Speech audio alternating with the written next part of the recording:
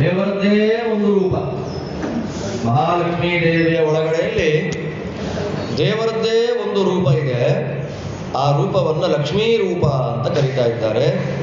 ರಮಾದಿನಿಷ್ಠ, ರಮಾದಿರೂಪ, ರಮಾದಿನಾಮಕ ಹಾಗೆಲ್ಲ ಹೇಳ್ತಾರೆ. ಅದರಲ್ಲಿ ದೇವರಿಗೆ ಏನೆಲ್ಲ ಇಲ್ಲ, ಆದರೂ ಲಕ್ಷ್ಮಿಗೆ ಅವಕಾಶ ಮಾಡಿಕೊಡ್ತಾನೆ, ಲಕ್ಷ್ಮಿಗೆ ವಿಶೇಷ ಅನುಗ್ರಹ ಮಾಡ್ತಾನೆ ಅಂತ ಹೇಳುವಾಗ ಸ್ವರತ ಅನ್ನೋದ್ರ ಬಗ್ಗೆ ಕೇಳಿದ್ವಿ. ಸ್ವರಮಣ, ಸ್ವರತಿ, ಸ್ವರಮಣ ಈ ಶಬ್ದಗಳನ್ನೆಲ್ಲ ಕೇಳ್ತಾ ಇರ್ತಾರೆ.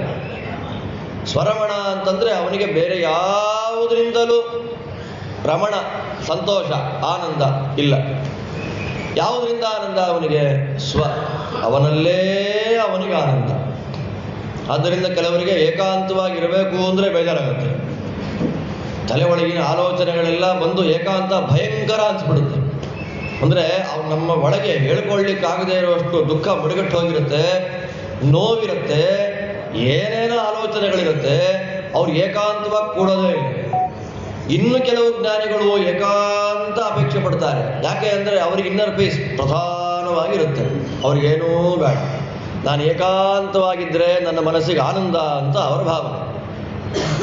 ಅದು ನಮ್ಮ ಸ್ವಾಮಿಗೆ ಅನೇಕಾಂತ ಎಲ್ಲ ಕಡೆ ಇದ್ದಾನೆ.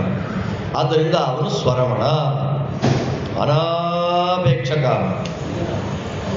ಅನಾಪೇಕ್ಷಕಾಮ, ಕಾಮದ ಅಪೇಕ್ಷೆನೇ ದೇವರಿಗಿಲ್ಲ. ಅನಶನ, ಅನಂತ ಊಟ ಮಾಡ್ತಾನೆ ದೇವರು. ದೇವರು ಅನಂತ ಊಟ ಮಾಡೋದು ಹೆಂಗೆ ಗೊತ್ತಾ? ಇವಾಗ ನಾವೆಲ್ಲ ಇಲ್ಲೊಂದಿಷ್ಟು ಜನ ಕೂತಿದ್ದೇವೆ, ಭಾಗವತ ಕೇಳಿದ್ವಿ. ಆ ಭಾಗವತ ಕೇಳಿದ್ರಿಂದ ಒಂದು ಪುಣ್ಯ ಬಂತಲ್ಲ, ಅದನ್ನು ಅನ್ನ ಮಾಡ್ಕೊಂಡು ತಿನ್ಬಿಡ್ತಾನೆ. ನಾವು ಭಾಗವತ ಕೇಳಿ ಆದಮೇಲೆ ಅನ್ನ ತಿಂತೀವಿ. ದೇವರು ಹಾಗಲ್ಲ, ಭಾಗವತ ಕೇಳ್ತಾ ಕೇಳ್ತಾ ಕೇಳ್ತಾ ಪುಣ್ಯ ರಾಶಿ ಏನು ಬಂತು ಅದನ್ನೇ ತಿನ್ಬಿಡ್ತಾನೆ. ಶುಭಂ ಪಿಬತ್ಯಸೌ ನಿತ್ಯಂ ನಾಶುಭಂ ಸ ಹರಿಃ ಪಿಬೇತ್. ಶಾಸ್ತ್ರ. ಭಗವಂತ ಎಲ್ಲ ಸಾತ್ವಿಕ ಜೀವರಾಶಿಗಳು ಮಾಡುವ ಒಳ್ಳೆ ಕೆಲಸದಿಂದ ಬರುವಂತಹ ಪುಣ್ಯ ರಾಶಿ ಏನಿದೆ, ಆ ಪುಣ್ಯ ಫಲವನ್ನು ಪ್ರಧಾನವಾಗಿ ಭೋಗ ಮಾಡ್ತಾನೆ. ಆದ್ದರಿಂದಲೇ ಸರ್ವ ಯಜ್ಞಭುಜೇ ನಮಃ. ಅನಶನ ಅಂದ್ರು, ಏನೂ ತಿನ್ನೋದಿಲ್ಲ ದೇವರು ಅಂದ್ರು. ತಿಂದಿದ್ದೇನಾಗುತ್ತೆ? ನಮಗೆ ಜೀರ್ಣ ಆಗುತ್ತೆ. ಜೀರ್ಣವಾಗದ ಕೆಲವು ಪದಾರ್ಥಗಳೇನಾಗುತ್ತೆ? ಹೊರಗಡೆ ಹೋಗುತ್ತೆ. ಆದ್ದರಿಂದ ನಮ್ಮಂತೆ ದೇವರು ಊಟ ಮಾಡೋದಿಲ್ಲ ಅಂತ ಅರ್ಥ. ಭಗವಂತ ಊಟ ಮಾಡಲ್ಲ. ಭಗವಂತ ಅನಶನ ಅನ್ನುವ ಶಬ್ದದ ಅರ್ಥ ಏನು? ನಮ್ಮ ನಿಮ್ಮಂತೆ ದೇವರು ಎಲೆ ಹಾಕ್ಕೊಂಡು ಊಟ ಮಾಡೋದಿಲ್ಲ. ಆದರೆ ದೇವರು ಊಟ ಮಾಡ್ತಾನೆ. ಏನು ಊಟ ಮಾಡ್ತಾನೆ? ಸಕಲ ಜೀವರಾಶಿಗಳು ಮಾಡುವ ಪುಣ್ಯ ಕರ್ಮಗಳನ್ನು ಊಟ ಮಾಡ್ತಾನೆ. ಶುಭಂ ಪಿಬತಿ. ಅಷ್ಟು ಮಾತ್ರ ಅಲ್ಲ, ಈ ಕಲ್ಲು ಸಕ್ಕರೆಯನ್ನು ನಾವು ದೇವರ ಮುಂದೆ ಇಟ್ಟರೆ ಆ ಕಲ್ಲು ಸಕ್ಕರೆ ಒಳಗಡೆ ಭಗವಂತನದ್ದು ಒಂದು ರೂಪ ಇದೆ, ಅದಕ್ಕೆ ಸ್ವಾಖ್ಯ ರೂಪ ಅಂತ. ಆದ್ದರಿಂದ ನೈವೇದ್ಯ ಮಾಡೋದು ಒಂದು ಅರ್ಥ ಏನು? ನಿನ್ನ ರೂಪ, ನಿನ್ನ ರೂಪದಲ್ಲಿ ಐಕ್ಯವಾಗಲಿ. ಅದನ್ನೇ ನಿವೇದನ, ಸ್ವಾಖ್ಯ ನಿವೇದನ. ಅದೇನಾಗಿದೆ? ನೈವೇದ್ಯ. ಕೆಲವು ಕಡೆ ನೈವೇದ್ಯ ಅಂದ್ರೇನು? ಅನ್ನ. ನೈವೇದ್ಯ ಬೇಕಾ ಅಂತ ಕೇಳ್ತಾರೆ. ನೈವೇದ್ಯ ಅಂದರೆ ಎಷ್ಟು ದೊಡ್ಡ ಶಬ್ದ ನೋಡಿ. ನೀರು ಹಾಕಬೇಕಾದ್ರೆ ಗಂಗೆ ಬೇಕಾ ಅಂತ ಕೇಳ್ತಾರೆ. ಈಗಲೇ ಬೇಡಪ್ಪ ಗಂಗೆ ಅಂತೀವಿ ನಮ್ದೆಲ್ಲ ಹಾಗೆ. ಗಂಗೆ ಬೇಕಾ, ಗಂಗೋದಕ, ಅದೆಲ್ಲ ಕ್ರಮಗಳು. ಅನ್ನ ಹಾಕಬೇಕಾದ್ರೆ ನೈವೇದ್ಯ ಬೇಕಾ. ಅದು ನಾವು ತಿಂತಾ ಇರೋ ಅನ್ನ ಇದೆ ಅಲ್ಲ, ಅನ್ನ ತಿನ್ನಬೇಕಾದ್ರೆ ಶ್ರದ್ಧೆಯಿಂದ ಊಟ ಮಾಡಬೇಕು. ವೈಶ್ವಾನರ ರೂಪಿ ಭಗವಂತನಿಗೆ ನಾವು ಹಾಕುವ ಹವಿಸ್ಸು, ಇದು ಬೇರೆ ಅಲ್ಲ, ಶುದ್ಧವಾದ ಯಜ್ಞ.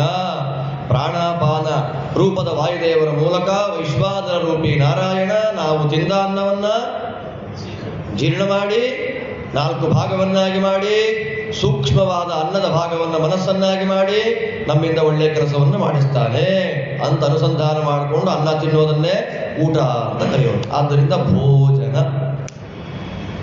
ಈ ದೃಷ್ಟಿಯಲ್ಲಿ ಅನಾಪೇಕ್ಷಕಾಮ, ಅನಶನ. 4ನೇ ಇದ್ರೇನು? ನಿದ್ರಾವಿಹೀನ. ಭಗವಂತನಿಗೇನಿದೆ? ನನಗೆ ನಿದ್ರೆ ಬರ್ತಾ ಇಲ್ಲ ಅಂತಂದ್ರೆ ನಮಗೆ ಮೆಡಿಕಲ್ ಟರ್ಮ್ಸಲ್ಲಿ ಡಾಕ್ಟರು ಒಂದು ಹೇಳ್ತಾರೆ, ಇನ್ಸೋಮ್ನಿಯಾ ನಿನಗಿದೆ, ಹೌದ್ ತಾನೆ, ನಿಂಗೆ ನಿದ್ರೆ ಬರ್ತಾ ಇಲ್ಲ. ನಮಗಿರೋ ಒಂದೆರಡು ಚಿಂತೆಗೆ ನಿದ್ರೆ ಬರ್ತಾ ಇಲ್ಲ. ದೇವರಿಗೆ ಎಷ್ಟು ಚಿಂತೆ ಪಾಪ, ಅದಕ್ಕೆ ನಿದ್ದೆ ಮಾಡ್ತಿಲ್ಲ. ರಂಗನಾಥ ಕ್ಷೇತ್ರದಲ್ಲಿ ಪಾಪ ಹೆಂಡತಿ ಬೇಡ, ಯಾರು ಬೇಡ, ಸಾವಾಸ ಬೇಡ ಅಂತ ಹಾಸಿಗೆ ಹಾಸ್ಕೊಂಡು ಮಲಗ್ಬಿಟ್ಟಿಯಾನೆ ಶೇಷದೇವರಿಗೆ, ಹೌದ್ ತಾನೆ. ಅದು ತಲೆ ಹಿಂಗೆ ಇಟ್ಕೊಂಡು ಕೈ ಬೇರೆ ಯಾರೂ ಬೇಡ ಅಂತ ಒಬ್ಬನೇ ಮಲ್ಕೊಂಡ್ಬಿಟ್ಟಿದ್ದಾನೆ ಪಾಪ. ಆದರೂ ನಾವು ಬಿಡಲ್ಲ. ನಿದ್ರಾವಿಹೀನತೆ ಅನ್ನೋದು ಶಾಸ್ತ್ರೀಯವಾಗಿ ಇನ್ಸೋಮ್ನಿಯಾ ಅಂತ ಅನ್ನೋದು ಏನಾಗುತ್ತೆ, ಗುಣವೋ ದೋಷವೋ? ದೋಷ, ಅದು ಗುಣ ಅಲ್ಲ. ನಿದ್ರೆ ಬರ್ತಿಲ್ಲ ಅನ್ನೋದೇನು ದೋಷ. ಅದು ಡಾಕ್ಟರು ಮೆಡಿಕಲ್ ಟರ್ಮ್ಸಲ್ಲಿ ಅದಕ್ಕೆ ನಾನಾ ಕಾರಣಗಳನ್ನು ಕೊಡ್ತಾರೆ. ಅದರ ಬಗ್ಗೆ ನಾನು ವಿಶ್ಲೇಷಣೆ ಮಾಡಿ ಹೋಗೋದಿಲ್ಲ. ಶಾಸ್ತ್ರೀಯವಾಗಿ ಏನು ಹೇಳ್ತಾರೆ, ನಿದ್ರೆ ಯಾಕೆ ಬರೋಲ್ಲ? ಒಬ್ಬ ಇದ್ದ, ಅವನಿಗೆ 100 ಜನ ಮಕ್ಕಳು, ಅವರಿಗೆಲ್ಲ ಹೊರಗಡೆ ಕಾಣಿಸುವಂಥ ಕಣ್ಣಿತ್ತು. ಅವರಪ್ಪನಿಗೆ ಹೊರಗಿನ ಕಾಣಿಸುವಂಥ ಕಣ್ಣು ಇಲ್ಲ, ಒಳಗೆ ಕಾಣಿಸುವಂಥ ಕಣ್ಣು ಇಲ್ಲ. ಸಮಸ್ಯೆ ಆಗಿರೋದೇ ಇಲ್ಲ. ಹೊರಗೆ ಕಾಣಲಿಲ್ಲ ಅಂದ್ರೂ ಪರವಾಗಿಲ್ಲ, ಒಳಗೆ ಕಾಣಿಸ್ಬೇಕು, ಅಂತಶ್ಚಕ್ಷು ಅಂತ ಕರೀತಾರೆ. ಅದಿಲ್ಲ ಅವನಿಗೆ. ದೊಡ್ಡವರೆಲ್ಲ ಉಪದೇಶ ಮಾಡಿದ್ರು ತಲೆ ಒಳಗೆ ಹೋಗ್ತಾನೇ ಇಲ್ಲ. ಕೊನೆ ಒಂದಿನ ಏನಾಯಿತು, ಅವನ ಮಕ್ಕಳು ಸೇರಿಕೊಂಡು ಅವನ ಚಿಕ್ಕಪ್ಪನ ಮಕ್ಕಳನ್ನ ಹೊಡೆದು ಓಡಿಸ್ಬಿಟ್ರು ಊರಿಂದ. ಅವಾಗ ಚಿಕ್ಕಪ್ಪನ ಮಕ್ಕಳೆಲ್ಲ ಒಂದೊಂದು ಪ್ರತಿಜ್ಞೆಗಳನ್ನು ಮಾಡಿ ಹೊರಟೋದ್ರು. ತೊಡೆ ಮುರಿತೀನಿ, ಕತ್ತು ಮುರಿತೀನಿ, ರಕ್ತ ಕುಡಿದ್ಬಿಡ್ತೀನಿ ಅಂತೆಲ್ಲ ಹೊರಟೋದ್ರು. ಆ ಶಬ್ದಗಳನ್ನು ಕೇಳ್ತಾ ಇದ್ದ ನಿದ್ದೆ ಯಾರಿಗಾದ್ರೂ ಬರುತ್ತಾ? ನಿದ್ದೆ ಯಾರಿಗಾದ್ರೂ ಬರುತ್ತಾ? ದುಃಖ ಸುಖ, ನಾಳೆ ಬೆಳಗ್ಗೆ ಆ ಸುಖ ಬರುತ್ತೆ ನನಗೆ ಅಂತ ಆಲೋಚನೆ ಮಾಡ್ತಾ ಮಾಡ್ತಾ ಮಾಡ್ತಾ ಏನಾಗುತ್ತೆ ಇವನಿಗೆ? ನಿದ್ದೆ ಬರೋಲ್ಲ. ಕನ್ಸಲ್ಲೆಲ್ಲ ಅದೇ ಬರ್ತಾ ಇರುತ್ತೆ. ಒಂದು ನಾಟಕ ಇದೆ, ವಿದ್ಯಾಪ್ರಸನ್ನ ತೀರ್ಥರದ್ದೊಂದು ನಾಟಕ ಕನ್ನಡದಲ್ಲಿ, ಚಾಮಣ್ಣನ ಚಿರೋಟಿ ಅಂತ ಅದರ ಹೆಸರು. ಶಾಮಣ್ಣ ಅಂತ ಒಬ್ಬ ಇದ್ದ, ಶ್ಯಾಮ್ ಸುಂದರ ಅಂತ ಅವನ ಹೆಸರು. ಶ್ಯಾಮನ್ನು ಹೋಗಿ ನಾವೇನು ಮಾಡಿಬಿಡ್ತೀವಿ, ಚಾಮ ಅಂತ ಮಾಡಿಬಿಡ್ತೀವಿ ಪ್ರೀತಿಯಿಂದ. ಕೃಷ್ಣ ಅಂತ ಹೆಸರಿಟ್ಟರೆ ಕಿಟ್ಟ ಅಂತ ಕರಿತೀವಲ್ಲ, ಹಾಗೆ ಕಿಟ್ಟ ಅನ್ನೋ ಶಬ್ದದ ಮೀನಿಂಗ್ ತಿಳ್ಕೊಂಡ್ಬಿಟ್ರೆ ಯಾರು ಕಿಟ್ಟ ಅಂತ ಕರೆಯೋದೇ ಇಲ್ಲ ನಾಳೆಯಿಂದ. ಕಿಟ್ಟ ಅನ್ನೋದಕ್ಕೆ ಕಸಗುಡಿಸಿದಾಗ ಹೊರಗೆ ಬರುವ ಮಲ, ಅದನ್ನು ಕಿಟ್ಟ ಅಂತ ಕರೆಯೋದು. ಇಲ್ಲ ಅಂತಂದ್ರೆ ಬಂಗಾರದ ವೇಸ್ಟೇಜ್ ಇದೆಯಲ್ಲ, ಅದನ್ನು ಕಿಟ್ಟ ಅಂತ ಕರೀತಾರೆ. ನಾವು ವೇಸ್ಟೇಜ್ ಆಗಬೇಕೋ ಪ್ಯೂರ್ ಗೋಲ್ಡ್ ಆಗಬೇಕೋ ನಾವೇ ಆಲೋಚನೆ ಮಾಡಬೇಕು. ಈ ದೃಷ್ಟಿಯಲ್ಲಿ ಅವನೇನು ಮಾಡಿಬಿಟ್ಟ, ರಾತ್ರಿ ಮಲ್ಕೊಂಡಿದ್ದಾನೆ. ಅಂದರೆ ನಮ್ಮನ್ನ ಆಸೆಗಳು ಹೇಗೆ ಹಾಳು ಮಾಡುತ್ತೆ, ನಿದ್ರಾವಿಹೀನರನ್ನಾಗಿ ಮಾಡುತ್ತೆ ಅನ್ನೋದಕ್ಕೆ ಒಂದು ಕಥೆ ಅಷ್ಟೆ. ಅವನು ರಾತ್ರಿ ಮಲ್ಕೊಂಡಿದ್ದಾನೆ. ರಾತ್ರಿ ಮಲ್ಕೊಂಡಾಗ ಸ್ವಪ್ನ, ಅದು ಯಾರೋ ಮದುವೆ ಇನ್ವಿಟೇಷನ್ ಕೊಟ್ಟರು, ನಮ್ಮ ಮನೆಯಲ್ಲಿ ಮದುವೆ ಇದೆ ಮಗಳದ್ದು, ಬರಬೇಕು ಅಂತಂದು. ಆನಂದ ಆಯಿತು. ಅಡುಗೆಯವ್ರು ಯಾರು ಅಂತ ತಿಳ್ಕೊಂಡ್ರೆ ಅಡುಗೆಯವ್ರನ್ನ ಕೇಳ್ತಾನೆ, ಏನಯ್ಯ ಭಕ್ಷ್ಯ ಮಾಡ್ತಾ ಇದೆಯಾ ಅಂತ. ಅವತ್ತಿನ ಕಾಲದ ಶ್ರೀಮಂತ ಮದುವೆ ಮನೆ ಭಕ್ಷ್ಯ ಯಾವುದು? ಚಿರೋಟಿ.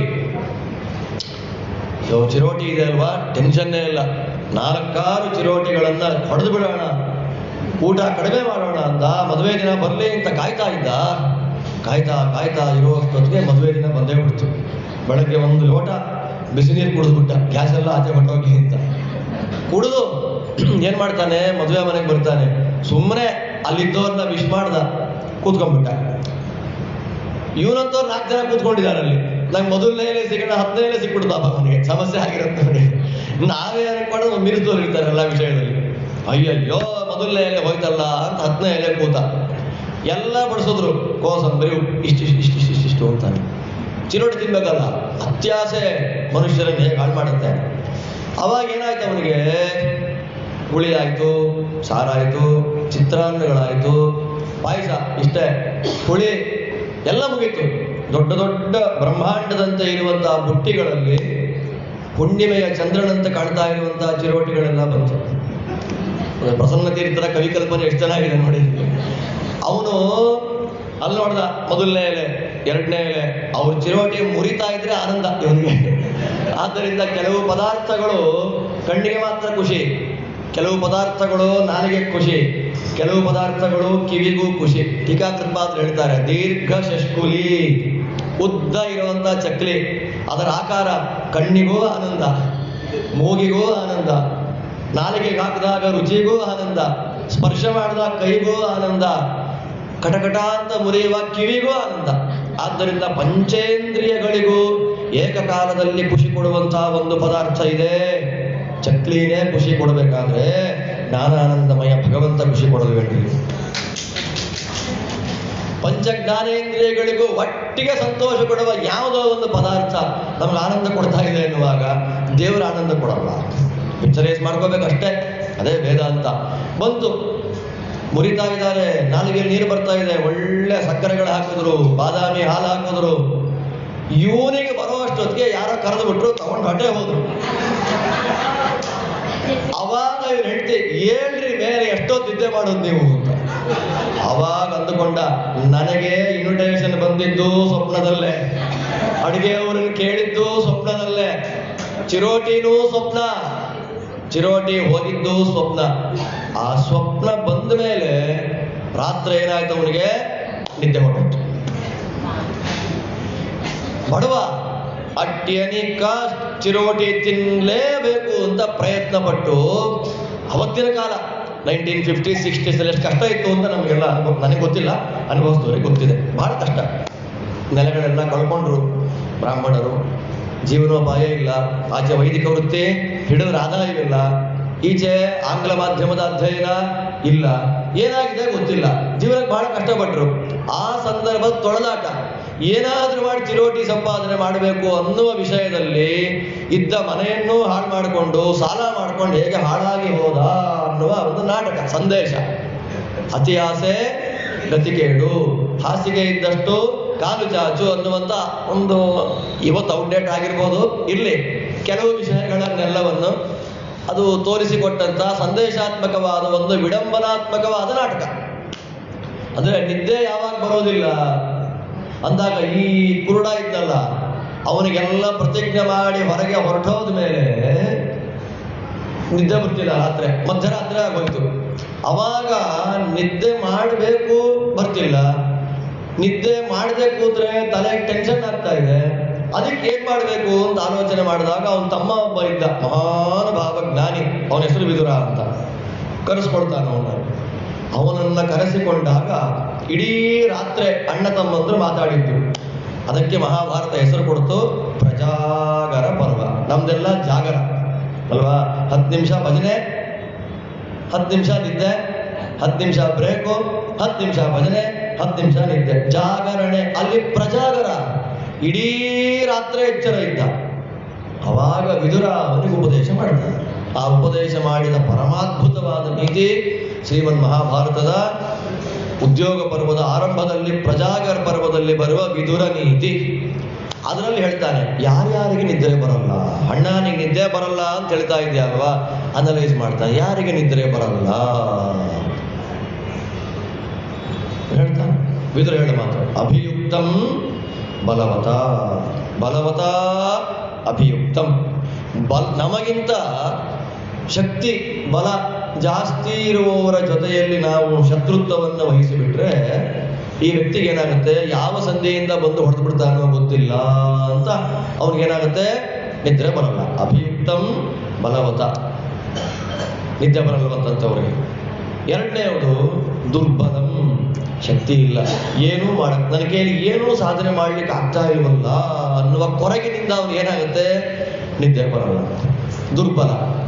ಮೂರನೇವನೊಬ್ಬ ಇದ್ದಾನೆ, ಹೀನ ಸಾಧನಂ, ಏನೋ ಅಂದುಕೊಂಡಿದ್ದ ಟಾರ್ಗೆಟ್ ರೀಚ್ ಮಾಡಬೇಕು ಅಂತ, ರೀಚ್ ಮಾಡಕ್ಕಾಗಲಿಲ್ಲ, ಸಾಧನೆ ಹೀನವಾಗಿದೆ, ಏನ್ ಮಾಡಬೇಕು ಅಂತ ಗೊತ್ತಿಲ್ಲ. ಅವಾಗ ಏನಾಗುತ್ತೆ, ರಾತ್ರಿ ಎಚ್ಚರಿಕೆ, ನಿದ್ದೆ ಬರಲ್ಲ. ಹೃತಸ್ವಂ, ಸಂಪತ್ತನ್ನ ಕಳ್ಕೊಂಡಿರ್ತಾನಲ್ಲ, ಚೆನ್ನಾಗಿ ಬಾಳಿ ಬದುಕಿ ಕಳ್ಕೊಂಡಿರ್ತಾನಲ್ಲ, ಅವನಿಗೆ ಆಲೋಚನೆ ತಾಪ, ಅದರಿಂದ ಏನಾಗುತ್ತೆ, ನಿದ್ದೆ ಮಾಡದಂತ ಇರ್ತಾನಷ್ಟೇ, ನಿದ್ದೆ ಇರಲ್ಲ. ಕೃತಸ್ವ. ಇನ್ನು ಕಾಮಿನಂ, ಕೆಟ್ಟ ಕೆಟ್ಟ ಆಲೋಚನೆ ಮನಸ್ಸಲ್ಲಿರುತ್ತಲ್ಲ, ಅದನ್ನು ಸಾಧನೆ ಮಾಡ್ಕೊಳ್ಳೋದು ಹೇಗೆ ಅಂತ ಆಲೋಚನೆ ಮಾಡ್ತಾ ಮಾಡ್ತಾ ಮಾಡ್ತಾ ನಿದ್ದೆ ಮಾಡಲ್ಲ. ಚೋರಂ, ಕಳ್ಳ.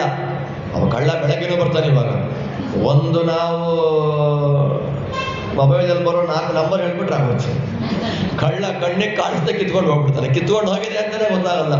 ಕೆಲವೊಂದು ಸಲ ಕ್ರೆಡಿಟ್ ಆದರೂ ಮೆಸೇಜ್ ಬರಲ್ಲ, ಡೆಬಿಟ್ ಆದರೂ ಬರಲ್ಲ. ಅದೊಂದು ಸಮಸ್ಯೆ ಆಗಿದೆ. ಡೆಬಿಟ್ ಆಗಿ 3 ದಿನಕ್ಕೆ ಮೆಸೇಜ್ ಬಂದು ಪಡ್ಕೋಬೇಕಷ್ಟೇ ಬಾಯಿ.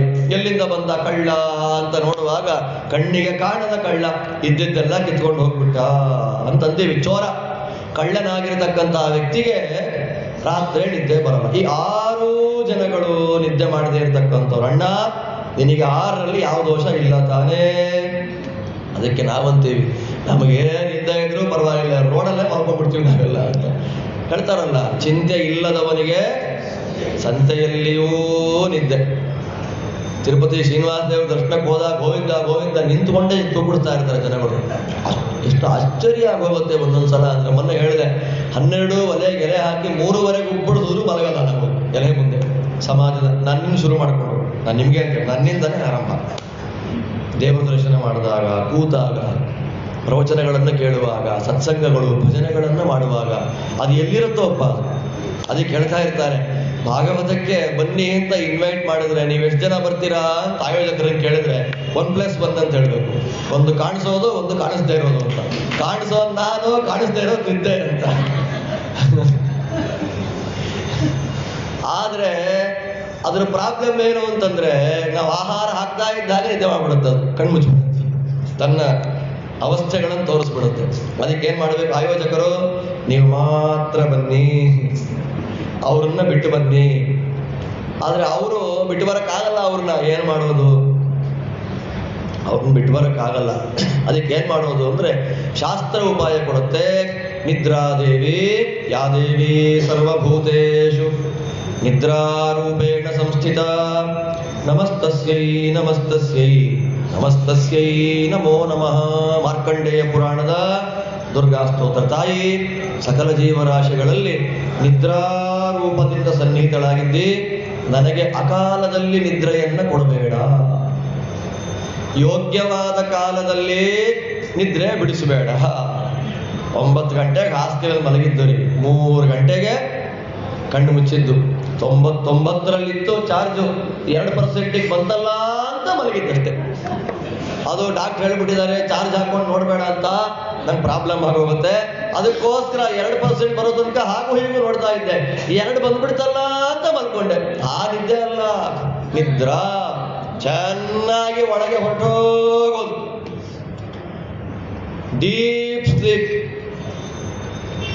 ಅನುಭವಕ್ಕೆ ಬರಬೇಕು. ಅದ್ಭುತವಾದ ನಿದ್ದೆ. ಮಲಗಿದ್ದೊಂದೇ ಗೊತ್ತು, ಬೆಳಗ್ಗೆ ಆದ ತಕ್ಷಣ ಎಚ್ಚರ. ಅಂಥ ಮಧ್ಯದಲ್ಲಿ ಸ್ವಪ್ನವೇ ಇಲ್ಲದ ನಿದ್ದೆ ಪುಣ್ಯ ಮಾಡಿರ್ಬೇಕು. ಅದಕ್ಕೆ ಸ್ವಪ್ನವೇ ಇಲ್ಲದ ನಿದ್ದೆ, ಅಸ್ವಪ್ನ ನಿದ್ರಾ ಅಂತ. ಪ್ರಾಜ್ಞನಾಮಕ ಭಗವಂತನ ಒಳಗೆ ಕೆಲವೊಂದ್ಸಲ ಕನಸುಗಳು ಬೀಳುತ್ತೆ, 1 ವಾರದ ತನಕ ಕಂಟಿನ್ಯೂ ಆಗ್ತಾ ಇರ್ತದೆ. ಭಗವಂತನ ವಿಚಿತ್ರ ವ್ಯಾಪಾರ, ನಮ್ಗೆ ಏನು ಅಂತ ಹೇಳಕ್ಕಾಗಲ್ಲ. ಅದು ಯಾವ ಮಟ್ಟಕ್ಕೆ ಮಾಡ್ತಾನೆ ದೇವರು ಅಂತಂದ್ರೆ ಕಂಟಿನ್ಯೂ ಆಗ್ತಾ ಹೋಗ್ತಾ ಇರುತ್ತೆ. ಅವಾಗ ಕೇಳ್ತಾರೆ, ಆ ಕನಸಿಗೆ ಅರ್ಥ ಇದೆಯಾ ಅಂತ. ನಿನ್ನೆ ರಾತ್ರಿ ಏನ್ ತಿಂದಿದ್ದೆ ಅಂತ ಕೇಳ್ಬೇಕು ನಾವು ಅವನಿಗೆ ಅಲ್ವಾ. ಕೆಲವು ಕನಸುಗಳೆಲ್ಲ ಪಿತ್ತ ವಿಕಾರವಾಗಿ ಬಂದುಬಿಡುತ್ತೆ. ಮತ್ತೆ ಕೆಲವು ಕನಸುಗಳೆಲ್ಲ ಕಾಲಕ್ಕೆ ಬರಬೇಕು. ನಾನು ಮಧ್ಯಾಹ್ನ 3 ಗಂಟೆಗೆ ಮಲಗಿಬಿಟ್ಟಿದ್ದೆ ಆಚಾರ್ಯ, ಕನಸು ಬಂದು ಫಲ ಇದೆಯಾ ಅಂದ್ರೆ 3 ಗಂಟೆಗೆ ಮಲಗಲೇಬಾರ್ದಪ್ಪ. ಕನಸು ಬೀಳೋ ಥರ ಅಂತೂ ಇಲ್ಲವೇ ಇಲ್ಲ. ಕನಸು ಬರಬೇಕಾದ ಯಾವಾಗ?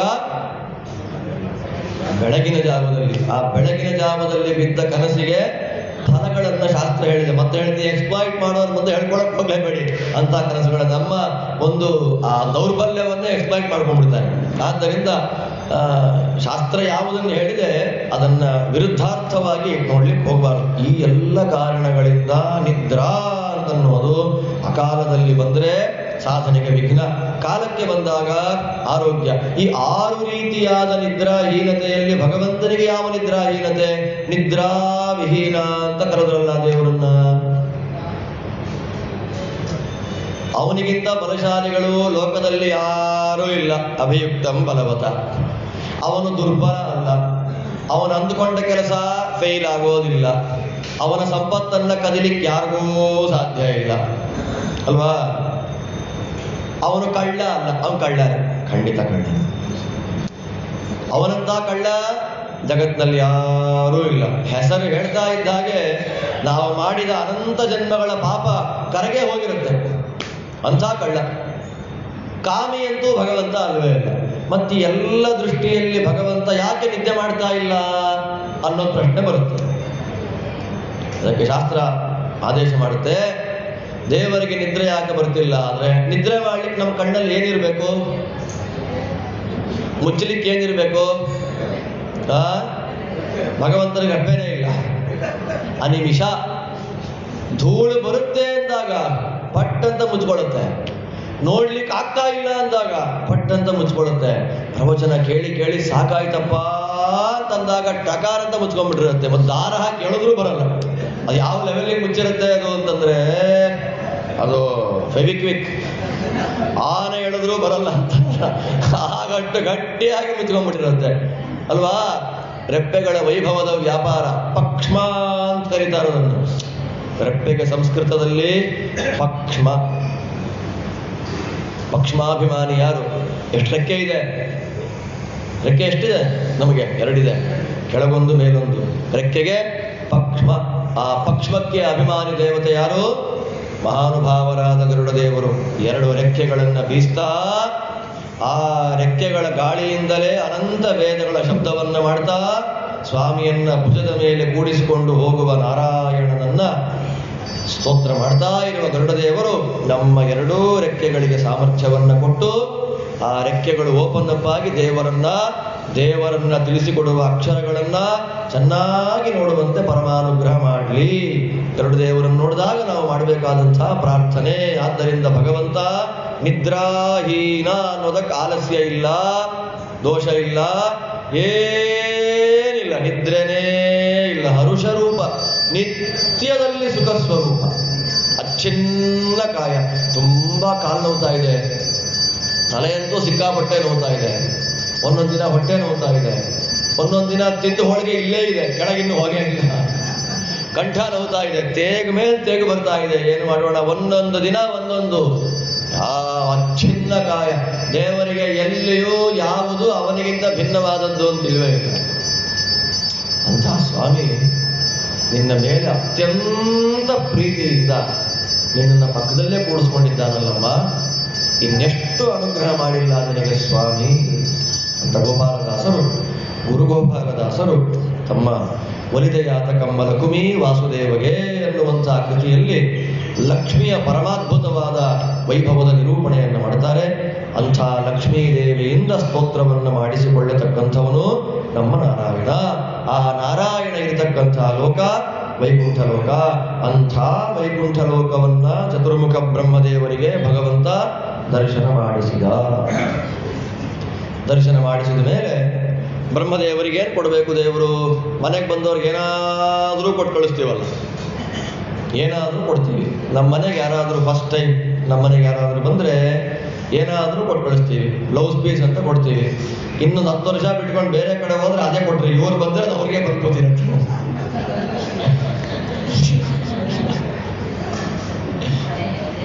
ಈ ಒಂದು 10-11 ವರ್ಷಗಳ ಹಿಂದೆ ನಾವೊಂದು ಆಲೋಚನೆ ಮಾಡ್ಕೊಂಡ್ವಿ, ಬಂದ ಹೆಣ್ಮಕ್ಳಿಗೆ ಏನಾದರೂ ಕೊಡಬೇಕಲ್ಲ ಅಂತ. ನಮ್ದೊಂದು ಕಾರ್ಯಕ್ರಮ ಮಾಡುವಾಗ ಎಲ್ಲರನ್ನೂ ಕೇಳಿದ್ವಿ, ಈ ಥರ ಹೆಣ್ಮಕ್ಳ ಮನೆಯಲ್ಲಿ ಈ ಥರ ಬಂದ ಹೆಣ್ಮಕ್ಳಿಗೆಲ್ಲ ಬ್ಲೌಸ್ ಪೀಸು ಬಳೆ ಕೊಡಬೇಕು ಅಂದ್ಕೊಂಡಿದ್ದೀವಿ, ನಿಮ್ಮ ಮನೇಲಿ ಏನಿದೆಯೋ ಅದನ್ನು ಕೊಡಿ ಅಂತ. 4 ಮೂಟೆ ಬಂದ್ಬಿಡ್ತು.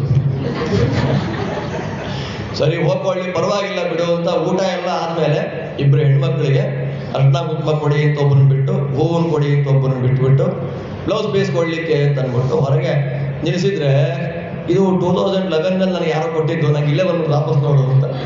ಇದು ಮಾತು ನಡೆದ ಮಾತುಗಳಿದೆಲ್ಲ. ಆದ್ದರಿಂದ ಕೊಟ್ರೆ ಎಂಥದ್ದನ್ನು ಕೊಡಬೇಕು? ಅನುಪಯುಕ್ತವಾದ ಪದಾರ್ಥಗಳನ್ನು ಕೊಡಬಾರದು. ಶಾಸ್ತ್ರ ಅನುಪಯುಕ್ತವಾದ ಉಪಯುಕ್ತವಾದ ಪದಾರ್ಥಗಳನ್ನ ಕೊಡಬೇಕು. ಬ್ರಹ್ಮದೇವರನ್ನ ಭಗವಂತ ಮನೆಗೆ ಕರೆಸ್ಕೊಂಡಿದ್ದಾನೆ, ಬಾರಪ್ಪ ನಮ್ಮ ಮನೆಗೆ ಅಂತ. ಉಪಾಯನ ಕೊಡ್ಬೇಕಲ್ಲ, ಗಿಫ್ಟ್ ಕೊಡ್ಬೇಕಲ್ಲ. ಏನ್ ಕೊಟ್ಟ ಗಿಫ್ಟ್ ಅವನಿಗೆ? ಪುಸ್ತಕಗಳನ್ನು ಕೊಟ್ಟಂತೆ. ಹಯಗ್ರೀವ ರೂಪದಿಂದ ಸಮಸ್ತ ಶಾಸ್ತ್ರದ ಪುಸ್ತಕಗಳನ್ನ ಬ್ರಹ್ಮದೇವರ ಕೈಗಿಟ್ಟ. ಯೋ ಬ್ರಹ್ಮಾಣಂ ವಿದಧಾತಿ ಪೂರ್ವಂ ಯೋ ವೈ ವೇದಾಂಶ್ಚ ಪ್ರಹಿಣೋತಿ ತಸ್ಮೈ ತಮ್ಮ ದೇವಂ ಆತ್ಮಬುದ್ಧಿ ಪ್ರಕಾಶಂ ಮುಮುಕ್ಷುರು ವೈ ಶರಣಮಹಂ ಪ್ರಪದ್ಯೆ. ಹಯಗ್ರೀವ ದೇವರ ಸ್ತೋತ್ರ. ಬ್ರಹ್ಮದೇವರನ್ನ ಸೃಷ್ಟಿ ಮಾಡಿ ಬ್ರಹ್ಮದೇವರಿಗೆ ಜ್ಞಾನ ಕೊಟ್ಟು ಆ ಜ್ಞಾನ ಸ್ಥಿರವಾಗಿರಲಿ ಅಂತ ಬ್ರಹ್ಮದೇವರಿಗೆ ಪುಸ್ತಕಗಳನ್ನು ಅನುಗ್ರಹ ಮಾಡಿದ ಭಗವಂತ ನನ್ನ ಬುದ್ಧಿಯನ್ನ ಪ್ರಚೋದನೆ ಮಾಡು ಅಂತ ಪ್ರಾರ್ಥನೆ ಮಾಡ್ತಾರೆ. ಮಾಡಿ ಅವನ ಎಲ್ಲವನ್ನೂ ಉಪದೇಶ ಮಾಡಿಬಿಟ್ಟ. ನಾನು ಹೀಗೆ ಅಂತ ದೇವರ ಗುಣಗಳನ್ನೆಲ್ಲ ಹಾಗೆ ಉಪದೇಶ ಮಾಡಿದ ಸಾರವೇ ಚತುಶ್ಲೋಕಿ ಭಾಗವತ. ಚತುಶ್ಲೋಕಿ ಭಾಗವತದ ಸಾರ ಏನು ಗೊತ್ತಾ? ನಾನು ನಿನ್ನೆ ಹೇಗಿದ್ದೀನೋ ಇವತ್ತು ಹೀಗೆ ಇರ್ತೀನಿ, ಇವತ್ತು ಹೇಗಿರ್ತೀನೋ ನಾಳೆನೂ ಹಾಗೆ ಇರ್ತೀನಿ. ಇಷ್ಟೇ ಕ್ಲೋಸ್. ನಾವು ಹಾಗಲ್ಲ, ಹೊತ್ತೊತ್ತು ಒಂದೊಂದು ಥರ ಇರ್ತೀವಿ. ನಾವು ಶಶ್ವದೇಕ ಪ್ರಕಾರರಲ್ಲ, ನಾವು ಶಶ್ವದೇಕ ಪ್ರಕಾರ ಅಂತ ಕರಿಬೇಕಾದ ಯಾರನ್ನ? ದೇವರು. ಒಂದೇ ರೀತಿ ಇರ್ತಾನೆ ದೇವರು. ಅದನ್ನು ಅನುಸಂಧಾನ ಮಾಡ್ಬೋದಂತೆ, ಈಸಿಯಾಗಿ ಮಾಡ್ಬೋದು. ಹೆಂಗೆ ಅನುಸಂಧಾನ ಮಾಡ್ಬೋದು ಅಂದ್ರೆ, ಆಚಾರ ಅಂತಾರೆ ಗಂಟೆ ಹೊಡೀರಿ, ಘಂಟಾನಾದ ಆಗುತ್ತಲ್ಲ, ಪಟ ಪಟ ಪಟ ಅಂತ ಗಂಟೆ. ಜಾಂಟೆ ಹೊಡೀರಿ ಅಂದ್ರೆ ಎರಡನೇ ಸಲ ಜಾಂಟೆ ಇರಬಾರ್ದು, ಅದು ಹೊಡೆದೇ ಹೋಗ್ಬೇಕು. ಹಾಗೆ ಜಾಂಟೆ, ಅದಕ್ಕೆ ಎಷ್ಟು ಜಾಂಟೆ ತರೋದು ಅಂತ ಒಟ್ಟಿಗೆ ಸ್ವಿಚ್ ಹಾಕ್ಬಿಟ್ರೆ 5 ಬಡ್ಕೊಂಡ್ಬಿಡುತ್ತೆ, ತಂದ್ಬಿಡ್ತಾರೆ ಅದನ್ನ ಒಟ್ಟೊಟ್ಟಿಗೆ. ಶಂಕ ಜಾಗಟೆ ಎಲ್ಲ ಹೊಡ್ಕೊಳ್ತಾ, ಇವನು ಮಾತ್ರ ರೆಕಾರ್ಡ್ ಮಾಡ್ತಾ ಇರ್ತಾನೆ ಮೊಬೈಲಲ್ಲಿ. ದೇವ್ರ ಮಂಗಳಾರ್ತಿರ ಕಣ್ಣಲ್ಲಿ ನೋಡಯ್ಯ ಫಸ್ಟ್ ಅಂದ್ರೆ ಕೇಳಬೇಕು. ಜಾಂಟೆ ಹೊಡಿಬೇಕಾದ ಕೈಯಲ್ಲಿದೆ. ರಥೋತ್ಸವ ಆಗ್ತಾ ಇರುತ್ತೆ, ಎಲ್ಲ ನೂರಾರು ಮೊಬೈಲ್ಗಳು. ದೇವ್ರು ನೋಡ್ರಿ, ಫಸ್ಟ್ ರಥ ನೋಡ್ರಿ, ಮೊದಲು ನಿಂತ್ಕೊಳ್ಳುತ್ತೆ, ಆಮೇಲೆ ತೆಗೆಯೋದಿದ್ದೇ ಇದೆ. ಸೆಲ್ಫಿ ವಿತ್ ರಥ, ಸೆಲ್ಫಿ ವಿತ್ ರಂಗನಾಥ ಸದ್ಯ ಒಳಗೆ ಬಿಟ್ಟಿಲ್ಲ ನಮ್ದೆಲ್ಲ. ಮತ್ತೆ ಇನ್ನೂ ಯಾವ ಲೆವೆಲ್ಲು ಅಂದ್ರೆ, ಇವತ್ತು ಮಠಕ್ಕೆ ಹೋಗಿದ್ದೆ, ಚಟ್ನಿ ತುಂಬಾ ಚೆನ್ನಾಗಿತ್ತು ಅಂತ ಝೂಬಲ್ ಚಟ್ನಿ ಫೋಟೋ ಬೇರೆ ಹಾಕಿ ಸ್ಟೇಟಸ್ ಅಲ್ಲಿ ಹಾಕೊಂಡ್ಬಿಡೋದು. ಇನ್ನೂ ವೈಭವ ಏನು ಗೊತ್ತಾ? ಇನ್ನೂ ಯಾವ ಲೆವೆಲ್ ಗೊತ್ತಾ? ಅಲಂಕಾರ ಪಂಕ್ತಿ ಬ್ರಾಹ್ಮಣರು ಕೂಡಿಸ್ಬಿಡ್ತಾರಲ್ಲ, ಎಲೆ ಅವ್ರ ಮುಖ ಝೂಬಲ್ ಬರ್ತಾ ಇರ್ಬೇಕು. ಅಪ್ಪೆ ತಪ್ಪೆ ಏನಾದ್ರು ಆಚಾರ್ಯರು ಎಲೆ ನೋಡ್ತಾ ಇದ್ರೆ ಓಹೋ ಅಂತ ಅದು ಬೇರೆ ಫೋಟೋ ತೆಗೆದು ಯೂಟ್ಯೂಬ್ ಅಲ್ಲಿ ಫೇಸ್ಬುಕ್ ಅಲ್ಲಿ ಹಾಕಿ ಬಿಡೋದು. ನಾಳೆ ಬೆಳಗ್ಗೆ ಅದಕ್ಕೆ ಕೆಳಗೆ 125 ಕಾಮೆಂಟ್ ಅದಕ್ಕೆ.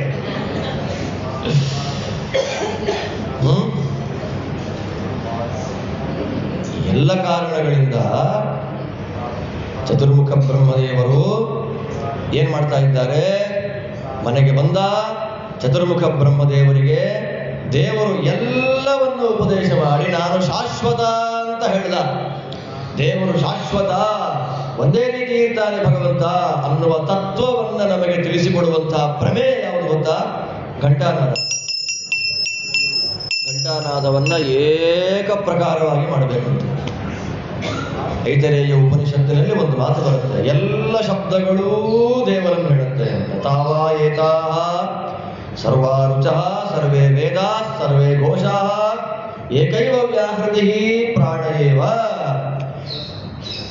ಎಲ್ಲ ವೈದಿಕ ಪದಗಳು, ಎಲ್ಲ ಲೌಕಿಕ ಪದಗಳು, ಧ್ವನಿ ಮಾಡುವ ಇದು ವರ್ಣಾತ್ಮಕವಾದ ಶಬ್ದಗಳು ಎಲ್ಲ ಯಾರನ್ನು ಹೇಳ್ತಾ ಇದೆ? ಸಮುದ್ರ ಭೋರ್ಗರೈವ ಶಬ್ದ, ತುಪ್ಪ ಕಾಸುವಾಗ ಬರುವ ಶಬ್ದ, ಮೊಸರು ಕಡಿಯುವಾಗ ಬರುವಂತಹ ಶಬ್ದ, ಇಲಿಗಳು ಶಬ್ದ ಮಾಡುವ ಶಬ್ದ, ಬೆಕ್ಕುಗಳ ಶಬ್ದ, ಘಂಟಾನಾದ, ಎಲ್ಲ ದೇವರನ್ನು ಹೇಳ್ತಾ ಇದೆ. ಈ ಗಂಟೆ ನಮಗೇನು ಪಾಠ ಮಾಡುತ್ತೆ? ದೇವರು ಏಕಪ್ರಕಾರ, ಒಂದೇ ರೀತಿ ಇರ್ತಾನೆ. ಎಲ್ಲ ಕಾಲಗಳಲ್ಲಿ ಜೀವರು ಬದಲಾಗ್ತಾರೆ, ಜೀವರ ಮನಸ್ಥಿತಿ ಬದಲಾಗುತ್ತೆ, ಜೀವರ ದೇಹ ಬದಲಾಗುತ್ತೆ, ಜೀವರ ಬಣ್ಣ ಬದಲಾಗುತ್ತೆ, ದೇವರು ಮಾತ್ರ ಒಂದೇ ರೀತಿ ಇರ್ತಾನೆ ಅನ್ನುವ ತತ್ವ ಗೊತ್ತಾಗ್ತಾ ಇದೆ. ಅದೇ ಚತುಶ್ಲೋಕಿ ಭಾಗವತದ ಪರಮಸಾರ ಅಂತ ತಿಳಿಸಿಕೊಡ್ತಾರೆ. ಅಂತಹ ಚತುಶ್ಲೋಕಿ ಭಾಗವತವನ್ನು ಹೇಳಿ ಒಂದು ಗಂಟು ಕೊಟ್ಟ ದೇವರು. ದೇವರು ಬ್ರಹ್ಮದೇವರ ಕೈಯಲ್ಲಿ ಏನಿಟ್ಟ? ಒಂದು ಗಂಟನ್ನ ಇಟ್ಟ. ಆ ಗಂಟನ್ನ ಕೊಟ್ಟು, ಬ್ರಹ್ಮ ನಿನಗೆ ಯಾರಿಗೆ ಗಂಟನ್ನ ಕೊಡಬೇಕು ಅಂತ ಅನ್ಸುತ್ತೋ ಅವರಿಗೆ ಬಿಚ್ಚು, ಅವರ ಯೋಗ್ಯತೆ ಏನೋ ಅಷ್ಟು ಆ ಗಂಟೊಳಗೆ ಏನಿದೆ ತೆಕ್ಕೊಡೋದನ್ನ ಅಂತಂದ. ಸರಿ, ಬ್ರಹ್ಮದೇವರು ಏನು ಮಾಡಿದ್ರು? ಆ ಗಂಟನ್ನು ತಗೊಂಡ್ರು. ಭಗವಂತ ಕೊಟ್ಟ 2 ಗಂಟು, ಪುಸ್ತಕದ ಗಂಟು.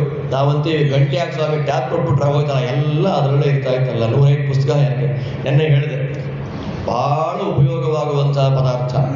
ಆದರೆ ಇನ್ನು 150-200 ವರ್ಷದ ತನಕ ಪೂಜೆಗೆ ಬರ್ತಾ ಇರುವಂತಹ ಪದಾರ್ಥ. ಇನ್ನು 200 ವರ್ಷ ಆದ್ಮೇಲೆ ಪೂಜೆಗೂ ಬಂದ್ಬಿಡುತ್ತೆ, ಏನು ಟೆನ್ಷನ್ ಏನಿಲ್ಲ ಅಲ್ವಾ? ಮೊದಲು ಮಸಿ ಮಾಡಿ ಬರೆದ ಪುಸ್ತಕವನ್ನೇ ಪೂಜೆಗೆ ಇಡ್ತಾ ಇದ್ರು. ಆಮೇಲೆ ಪ್ರಿಂಟೆಡ್ ಪುಸ್ತಕ ಇಟ್ಟರು. ಪ್ರಿಂಟೆಡ್ ಪುಸ್ತಕ ನಾವು ತಗೊಳ್ತಿಲ್ವಾ ಪೂಜೆಗೆ? ಇವಾಗ ಬಾಬಾ ಬ್ಲಾಕ್ ಶಿಪ್ ಇಡ್ತಾರೆ ಸರಸ್ವತಿ ಪೂಜೆ ದಿನ. ಹೋಗ್ತಾರೆ. ರೈನ್ ರೈನ್ ಗೋವೆ ಅನ್ನೋ ಪುಸ್ತಕಗಳೇ ಸರಸ್ವತಿ ಪೂಜೆ ದಿನ ಸರಸ್ವತ್ಯೈ ನಮಃ ಧ್ಯಾಯಾಮಿ ಧ್ಯಾನಂ ಸಮರ್ಪಯಾಮಿ ಅಂತ ಹೇಳಿ ಅದನ್ನ ಮಗು ಹೇಳಮ್ಮ ದೇವರ ಮುಂದೆ ಬಾಬಾ ಬ್ಲಾಕ್ ಶಿಪ್ ಅಂತ ಅದು ಹಂಸಧ್ವನಿ ರಾಗದಲ್ಲಿ ಹೇಳ್ತಾರೆ. ಅಂದ್ರೆ ಯಾವುದು ದೇವರ ಪೂಜೆಗೆ ಅಲ್ಲ. ಮಿನಿಮಮ್ ಆದದ್ದು ನಮಗೆ ಗೊತ್ತಿಲ್ಲದೆ ಇದ್ದಾಗ ತುಂಬಾ ಸಮಸ್ಯೆ ಆಗ್ಬಿಡುತ್ತೆ. ಈ ದೃಷ್ಟಿಯಲ್ಲಿ ಆ ಗಂಟನ್ನು ತಂದ್ರು ಬ್ರಹ್ಮದೇವರು. ತಂದ ಮೇಲೆ ಇಟ್ಕೊಂಡಿದ್ದೀನಪ್ಪ ನನ್ನ ಹತ್ರ. ನಾರದರು ಕೇಳ್ತಾರೆ, ಆ ಗಂಟಲ್ಲಿ ಏನಿದೆ ನನಗೂ ಒಂಚೂರು ತೋರಿಸ್ಬಿಡು ಅಂತ. ಅದಕ್ಕೆ ಕೆಲವು ಕಡೆ ಗಂಟು ನೋಡೋದೇ ಪುಣ್ಯ, ಗಂಟು ಒಳಗೆ ನೋಡ್ಲಿಕ್ಕೆ ಪ್ರಯತ್ನ ಮಾಡಬಾರ್ದು. ಮತ್ತೆ ಕೆಲವು ಕಡೆ ಗಂಟನ್ನು ತೆಗೆದು ತೋರಿಸ್ತಾರೆ. ಸುಬ್ರಹ್ಮಣ್ಯದಲ್ಲಿ ಒಂದು ಸಂಪುಟ ಇದೆ ಅದರಲ್ಲಿ ಅನೇಕ ಭಗವಂತನ ದಿವ್ಯವಾದ ಸನ್ನಿಧಾನ ಪಾತ್ರವಾದಂತಹ ಸಂಪುಟ. ಆಯ್ತಾ? ವಿಷ್ಣು ತೀರ್ಥಾಚಾರ್ಯರು ತಗೊಂಡು ಹೊರಟು ಬಿಟ್ರು ಅದನ್ನ. ಅವರ ಶಿಷ್ಯರು ಅನಿರುದ್ಧ ತೀರ್ಥರು ಪ್ರಾರ್ಥನೆ ಮಾಡ್ತಾರೆ, ಸ್ವಾಮಿ ನನಗೆ ಏನಾದರೂ ಕೊಡಬೇಕಲ್ಲ ಅಂತ. ನಾಳೆ ಬೆಳಗ್ಗೆ ಸುಬ್ರಹ್ಮಣ್ಯನ ಎದುರುಗಡೆಯಲ್ಲಿ ಹರಿಯುವಂತಹ ತೀರ್ಥದಲ್ಲಿ 2 ಪದಾರ್ಥ ಬರುತ್ತೆ. ಅದರಲ್ಲಿ ಕನ್ನಡಿಯನ್ನ ಸುಬ್ರಹ್ಮಣ್ಯನಿಗೆ ಕೊಡು, ಗಂಟನ್ನ ನೀನಿಟ್ಕೋ ಅಂತಂದ್ರು. ಗಂಟನ್ನು ನೀನಿಟ್ಕೋ ಅಂತ ಹರಿದು ಬಂತು. ಆ ಹರಿದು ಬಂದ ತೀರ್ಥ ದರ್ಪಣ ತೀರ್ಥ ಅಂತ ಪ್ರಸಿದ್ಧವಾಯಿತು. ಆ ಕನ್ನಡಿಯನ್ನ ಸುಬ್ರಹ್ಮಣ್ಯನಿಗೆ ಕೊಟ್ಟರು. ಗಂಟಿತ್ತಲ್ಲ ಸಂಪುಟ, ಅದನ್ನು ಇವರು ಇಟ್ಕೊಂಡ್ರು. ಅಲ್ಲಿಂದ ಬಲ್ಲಾಳನಿಗೆ ಇದರಲ್ಲಿ ಏನೋ ಇದೆ, ಸ್ವಾಮಿಗಳು ಇದನ್ನು ಕೊಟ್ಟುಬಿಟ್ರು, ಅವ್ರು ಮಾತ್ರ ಗಂಟಿಟ್ಕೊಂಡ್ಬಿಟ್ರು. ಆನೆಯಿಂದ ತುಳಿಸಬೇಕು ಅಂತ ಪ್ರಯತ್ನ ಪಡ್ತಾರೆ. ಆನೆಯಿಂದ ತುಳಿಸಿದರು, ಸಂಪುಟ ಭಿನ್ನವಾಗಲಿಲ್ಲ. ಯತ್ರ ಸಂಪುಟ ಮಸ್ಫೋಟಂ ಕೃಷ್ಣಸ್ಯ ಸ್ಫೋರಯತ್ಯೋ ಅಗ್ರಾಹ್ಯತ್ವಂ ಅದೃಶ್ಯತ್ವಂ ಕಿಂ ಪುನಸ್ತತ್ರ ಪಂಡಿತ. ದೇವರನ್ನ ಪೂರ್ತಿ ಹಿಡಿಲಿಕ್ಕಾಗೋದಿಲ್ಲ, ದೇವರನ್ನ ಪೂರ್ತಿ ನೋಡ್ಲಿಕ್ಕಾಗೋದಿಲ್ಲ ಅನ್ನುವ ತತ್ವವನ್ನು ತೋರಿಸಿಕೊಡುತ್ತೆ ಆ ಸಂಪುಟ. ಆದ್ದರಿಂದ ನಮಗೆ ಒಳಗಿರುವ ದೇವರನ್ನು ನೋಡ್ಲಿಕ್ಕೆ ಆಗದೇ ಇದ್ರು ಆ ಸಂಪುಟ ನೋಡಿಬಿಟ್ರೆ ಪುಣ್ಯ. ಹೌದಾನೆ? ಇವತ್ತಿಗೂ ನಮಗೆ ಸುಬ್ರಹ್ಮಣ್ಯ ಮಠದ ಪೀಠಾಧಿಪತಿಗಳು ಸಂಸ್ಥಾನ ಪೂಜೆಗೆ ಬಂದಾಗ ನಮಗೇನು ತೋರಿಸ್ತಾರೆ? ವೇದವ್ಯಾಸ ಸಂಪುಟ. ಎಲ್ಲಿ ವೇದವ್ಯಾಸ? ಒಳಗಿದ್ದಾನೆ. ತೋರ್ಸಕ್ಕಾಗಲ್ಲ. ನಮ್ಮ ಪುಣ್ಯ ಏನು? ಸಂಪುಟ ನೋಡೋದೇ ಪುಣ್ಯ. ಕೆಲವು ಯೋಗ್ಯತಾವಂತ ಜೀವರಿಗೆ ಒಳಗಡೆ ಏನಿದೆ ಸಂಪುಟದ ಒಳಗೆ ಕಾಣ್ತಾ ಇರುತ್ತೆ. ಅದರಂತೆ ನಾರದರು ಬ್ರಹ್ಮದೇವರನ್ನ ಪ್ರಾರ್ಥನೆ ಮಾಡ್ತಾರೆ, ಒಳಗೆ ಏನಿದೆ ತೋರಿಸಿ ಅಂತ. ಅವಾಗ ಬ್ರಹ್ಮದೇವರು ನಿಧಾನವಾಗಿ ಗಂಟು ಬಿಡಿಸ್ತಾರೆ. ನಾರದರಿಗೆ ಎಷ್ಟು ಕೊಡಬಹುದು ಅಷ್ಟಂತೆ ಕೊಟ್ಟರು. ಆ ಗಂಟೆ ದಶಾವತಾರ. ಭಾಗವತ ಯಾವುದನ್ನು ಹೇಳುತ್ತೆ? ಸಂಗ್ರಹೋಯಂ ವಿಭೂತೀನಾಂ ತದೇ ತದ್ವಿಪುಲಿ ಕುರು. ನಾರದ, ನಾನು ನಿನಗೆ ಭಗವಂತ ನನಗೆ ಕೊಟ್ಟ ಗಂಟಿನಲ್ಲಿ ಇರುವ ಅವನದ್ದೇ ಅವತಾರಗಳ ಮಹಿಮೆಗಳನ್ನ ಗಂಟು ಬಿಚ್ಚಿ ನಿನಗಿದನ್ನು ಕೊಟ್ಟಿದ್ದೇನಪ್ಪ. ಯೋಗ್ಯರು ಅಂತ ಯಾರಿದ್ದಾರೆ ಅವರಿಗೆ ಇದನ್ನ ನೀನು ಕೊಟ್ಟು ಬಿಡು. ಹಾಗೆ ಹೇಳುವಾಗ ಅದರ ಮಹಿಮೆಗಳನ್ನು ಹೇಳಿ ಅಂತ ದಶಾವತಾರದ ಎಲ್ಲ ವೈಭವಗಳನ್ನು ಹೇಳ್ತಾರೆ. ದಶಾವತಾರದ ಮಹಿಮೆಗಳನ್ನೆಲ್ಲ ತಿಳಿಸಿಕೊಡ್ತಾರೆ. ಇಲ್ಲಿ ದಶಾವತಾರಗಳು ಯಾವ್ಯಾವುದು ಅನ್ನೋದನ್ನು ಹೇಳ್ತಾರೆ. ಅದರಲ್ಲಿ ಪ್ರಸಿದ್ಧವಾದ ಒಂದು ಶ್ಲೋಕ, ಅಂತಃಸರಸ್ಸರು ಬಲೇನ ಪದೇ ಗೃಹೀತೋ ಗ್ರಾಹೇಣ ಯೂಥಪತಿರಂಬುಜ ಹಸ್ತಾರ್ಥ ಆಹೇದಮಾದಿ ಪುರುಷಾಖಿಲ ಲೋಕನಾಥ ತೀರ್ಥಶ್ರವಶ್ರವಣ ಮಂಗಲ ನಾಮಧೇಯ ಸ್ಮೃತ್ವಾ ಹರಿಸ್ತಮರಣಾರ್ತಿನಮಪ್ರಮೇಯಶ್ಚಕ್ರಾಯುಧೋ ಪತಗರಾಜ ಭುಜಾದಿರೂಢ ಚಕ್ರೇಣ ಚಕ್ರಪದನಂ ವಿನಿಪಾಟ್ಯ ತಸ್ಮಾತ್ ಹಸ್ತೆ ಪ್ರಗೃಹ್ಯ ಭಗವಾನ್ ಕೃಪಯೋಜ್ಜಹಾರ. 8ನೇ ಸ್ಕಂಧದ ಆರಂಭದಲ್ಲಿ ಬರುವ 3 ಅಧ್ಯಾಯಗಳಿಂದ ಕೂಡಿದ ಗಜೇಂದ್ರ ಮೋಕ್ಷ ಪ್ರಾರ್ಥನೆ ಮಾಡೋದರೊಂದಿಗೆ ಕೆಟ್ಟ ಕನಸುಗಳಿಂದ ಬರುವ ಪಾಪಗಳನ್ನು ದೂರ ಮಾಡುತ್ತೆ. ಆ ಗಜೇಂದ್ರ ಮೋಕ್ಷವನ್ನ ಯಾರಿಗೆ ಪೂರ್ಣವಾಗಿ ಪಾರಾಯಣ ಮಾಡಲಿಕ್ಕೆ ಆಗೋದಿಲ್ಲ ಅಂತಹವರು ಈ 2ನೇ ಶ್ಲೋಕವನ್ನ ಪಾರಾಯಣ ಮಾಡಿಬಿಟ್ರೆ ದುಸ್ವಪ್ನಗಳೇ ಬೀಳೋದಿಲ್ಲ ಅಂತ ಶಾಸ್ತ್ರ. ಆದ್ದರಿಂದ ಕೆಟ್ಟ ಕನಸುಗಳು ಅಂತ ಬರುವಾಗ ಕನಸಿನಲ್ಲಿ ನಾವು ಊಟ ಮಾಡಬಾರದು. ದುಸ್ವಪ್ನ ಅಂತ ತಿಳ್ಕೊಳ್ಳೋದು ಹೇಗೆ? ಕೆಲವು ಸೂಚಕ ಐತರೇಯೋಪನಿಷತ್ತಿನಲ್ಲಿ ಬರುತ್ತೆ. ಕೆಟ್ಟ ಕನಸುಗಳು ಅಂದ್ರೆ ಯಾವುದು? ಕನಸೇ ಬೀಳಲಿಲ್ಲ ಅಂದ್ರೆ ಪ್ರಾಬ್ಲಮ್ಮೇ ಇಲ್ಲ, ಟೆನ್ಷನ್ನೇ ಇಲ್ಲ. ಕೆಟ್ಟ ಕನಸುಗಳು ಬರುತ್ತೆ. ಅದರಲ್ಲಿ ಏನಾಗೋಗುತ್ತೆ? ನಡ್ಕೊಂಡು ಹೋಗ್ತಾ ಇರ್ತೀನಿ, ಯಾವನೋ ಕತ್ತಿ ಕೊಟ್ಟ, ನನ್ನ ತಲೆ ನಾನೇ ಕತ್ತರಿಸ್ಕೊಂಡ್ಬಿಟ್ಟೆ. ಅವನು ಮಲಗಿರೋ ನೆಲದ ಮೇಲೆ ಹೀಗಂದ ಮೇಲಿಂದ ಬಿದ್ದ ಅನುಭವ ಆಗೋಗುತ್ತೆ. ಸ್ವಪ್ನದಲ್ಲಿ ನಮ್ಮ ಕತ್ತನ್ನು ನಾವೇ ಕತ್ತರಿಸಿಕೊಂಡ ಅನುಭವ ಆದರೆ ಆಯುಷ್ಯ ಜಾಸ್ತಿ ಆಗುತ್ತೆ ಅಂತ ಅರ್ಥ. ಸ್ವಪ್ನದಲ್ಲಿ ನಾವು ಸಿಹಿ ಭಕ್ಷ್ಯಗಳನ್ನು ತಿಂತಾ ಇದ್ದೀವಿ ಅಂದರೆ ಅನಾರೋಗ್ಯ ಬರ್ತಾ ಇದೆ, ಜಾಗ್ರತೆ ಆಗಿರು ಅಂತ ಅರ್ಥ. ಅಧಿಕ ಮಾಸ ಒಂದು ಬಿಟ್ಟು ಅಲ್ವಾ, ಅಪೂಪ ನೋಡಿ ನೋಡಿ ನೋಡಿ ಕನಸಲೆಲ್ಲ ಅಪೂಪನೇ ಬರ್ತಾ ಇರುತ್ತೆ. ನನಗೆ ಅನಾರೋಗ್ಯ ಬರುತ್ತಾ ಅಂತ ಕೇಳ್ಬಿಡಿ ಅಲ್ವಾ. ಕರೆದು 33 ಕೊಟ್ಟುಬಿಟ್ರೆ ಎಲ್ಲ ಕನಸಲ್ಲದೆ ಅಲ್ಲ. ಸ್ವಪ್ನದಲ್ಲಿ ಜೇನುತುಪ್ಪದ ಜೊತೆಯಲ್ಲಿ ಅಪೂಪವನ್ನ ತಿಂದ ಸ್ವಪ್ನ ಬಂದ್ರೆ ಅನಾರೋಗ್ಯ ಬರುತ್ತೆ ಅಂತ ಅರ್ಥ. ದಕ್ಷಿಣ ದಿಕ್ಕಿಗೆ ಪ್ರಯಾಣ ಮಾಡ್ತಾ ಇರುವಂತಹ ಸ್ವಪ್ನ ಬಂದ್ರೆ ಅನಾರೋಗ್ಯ ಬರುತ್ತೆ ಅಂತ ಅರ್ಥ. ಸ್ವಪ್ನದಲ್ಲಿ ಹಾವು ನಮ್ಮನ್ನ ಕಚ್ಚಿಬಿಟ್ರೆ ಸಂಪತ್ತು ಬರುತ್ತೆ ಅಂತ ಅರ್ಥ. ಸ್ವಪ್ನದಲ್ಲಿ ಮಲವನ್ನ ನೋಡಿಬಿಟ್ರೆ ಸ್ವಪ್ನದಲ್ಲಿ ಮಲವನ್ನ ನೋಡಿದ್ರೆ ಸಂಪತ್ತು ಬರುತ್ತೆ ಅಂತ ಅರ್ಥ. ಹೀಗೆಲ್ಲ ಇದೆ. ಅಂದ್ರೆ ಸ್ವಪ್ನದಲ್ಲಿ ಏನು ಬರುತ್ತೆ ಅದರ ಅಪೋಸಿಟ್ ಆಗುತ್ತೆ. ಅದು ಭಗವನ್ ನಿಯಮ, ಭಗವಂತನದ್ದೇ ಆದಂತಹ ನಿಯಮ. ತುಂಬಾ ಘೋರವಾದಂತಹ ಶಕುನಗಳು ಸ್ವಪ್ನದಲ್ಲಿ ಬಂತು ಅಂದ್ರೆ ಶಾಸ್ತ್ರ ಉಪಾಯ ಕೊಡುತ್ತೆ. ಅರ್ಧಂಬರ್ಧನೂ ಹೇಳಲ್ಲ, 2 ಅಕ್ಷರ ಜ್ಯೋತಿಷ್ಯವನ್ನು ಓದಿದವರ ಹತ್ರ, ಜ್ಯೋತಿಷ್ಯವನ್ನ ಅವಮಾನ ಮಾಡುವಂತಹ ವ್ಯಕ್ತಿಗಳ ಹತ್ರ ಹೋಗಿ ತೋರಿಸಿದ್ರೆ ನಿಮ್ಗೆ ದುಸ್ವಪ್ನ ಬಂದ್ಬಿಟ್ಟಿದೆ, ಟೆನ್ಷನ್ ಮಾಡ್ಕೋಬೇಡಿ, ಒಂದು 2 ಲಕ್ಷ ಆಗುತ್ತೆ, ಕೊಟ್ಟುಬಿಡಿ, ಇವಾಗಲೇ ಅಪ್ಲೈ ಮಾಡಿಬಿಡಿ ಬ್ಯಾಂಕಲ್ಲಿ ಲೋನ್ನ, ನಾನು ಅಷ್ಟು ರೆಡಿ ಮಾಡ್ಕೊಂಡ್ಬಿಟ್ಟಿರ್ತೀನಿ, ಹೋಮ ಮಾಡಿಸ್ಬಿಡೋಣ, ಶಾಂತಿ ಆಗೋಗುತ್ತೆ, ಕೆಟ್ಟ ಕನಸೆಲ್ಲ ಹೊಟ್ಟೋಗುತ್ತೆ ಅಂತ. ಅವನಿಗೆ ಅವತ್ತೇ ಕೆಟ್ಟ ಕನಸು ಶುರುವಾಗೋಯ್ತು, ಹೋಮಕ್ಕೆ ದುಡ್ಡಲ್ಲಿ ಇರ್ತಿರ್ಲಿ ಅಂತ. ಶಾಸ್ತ್ರ ಆದೇಶ ಮಾಡುತ್ತೆ, ಗಾಬರಿ ಬೀಳ್ಬೇಡಪ್ಪ, ದುರ್ಗಾದೇವಿ ಸ್ತೋತ್ರ ಮಾಡು. ರಾತ್ರಿ ವ್ಯಕ್ಷದಾಯತಿ ಪುರುತ್ರ ದೇವ್ಯ ಅಕ್ಷಭೀಹಿ. ರಾತ್ರಿ ಸಾಯಂಕಾಲ ದೇವರ ಮುಂದೆ 2 ತುಪ್ಪದ ದೀಪ ಹಚ್ಚಿ ರಾತ್ರಿ ಸೂಕ್ತವನ್ನ ಪಾರಾಯಣ ಮಾಡು, ದುರ್ಗಾದೇವಿ ಅಂತ ಪ್ರಾರ್ಥನೆ ಮಾಡು. ಯಾವ ಕೆಟ್ಟ ಕೆಲಸಿನ ದೋಷವೂ ನಿನಗೆ ಬರೋದಿಲ್ಲ.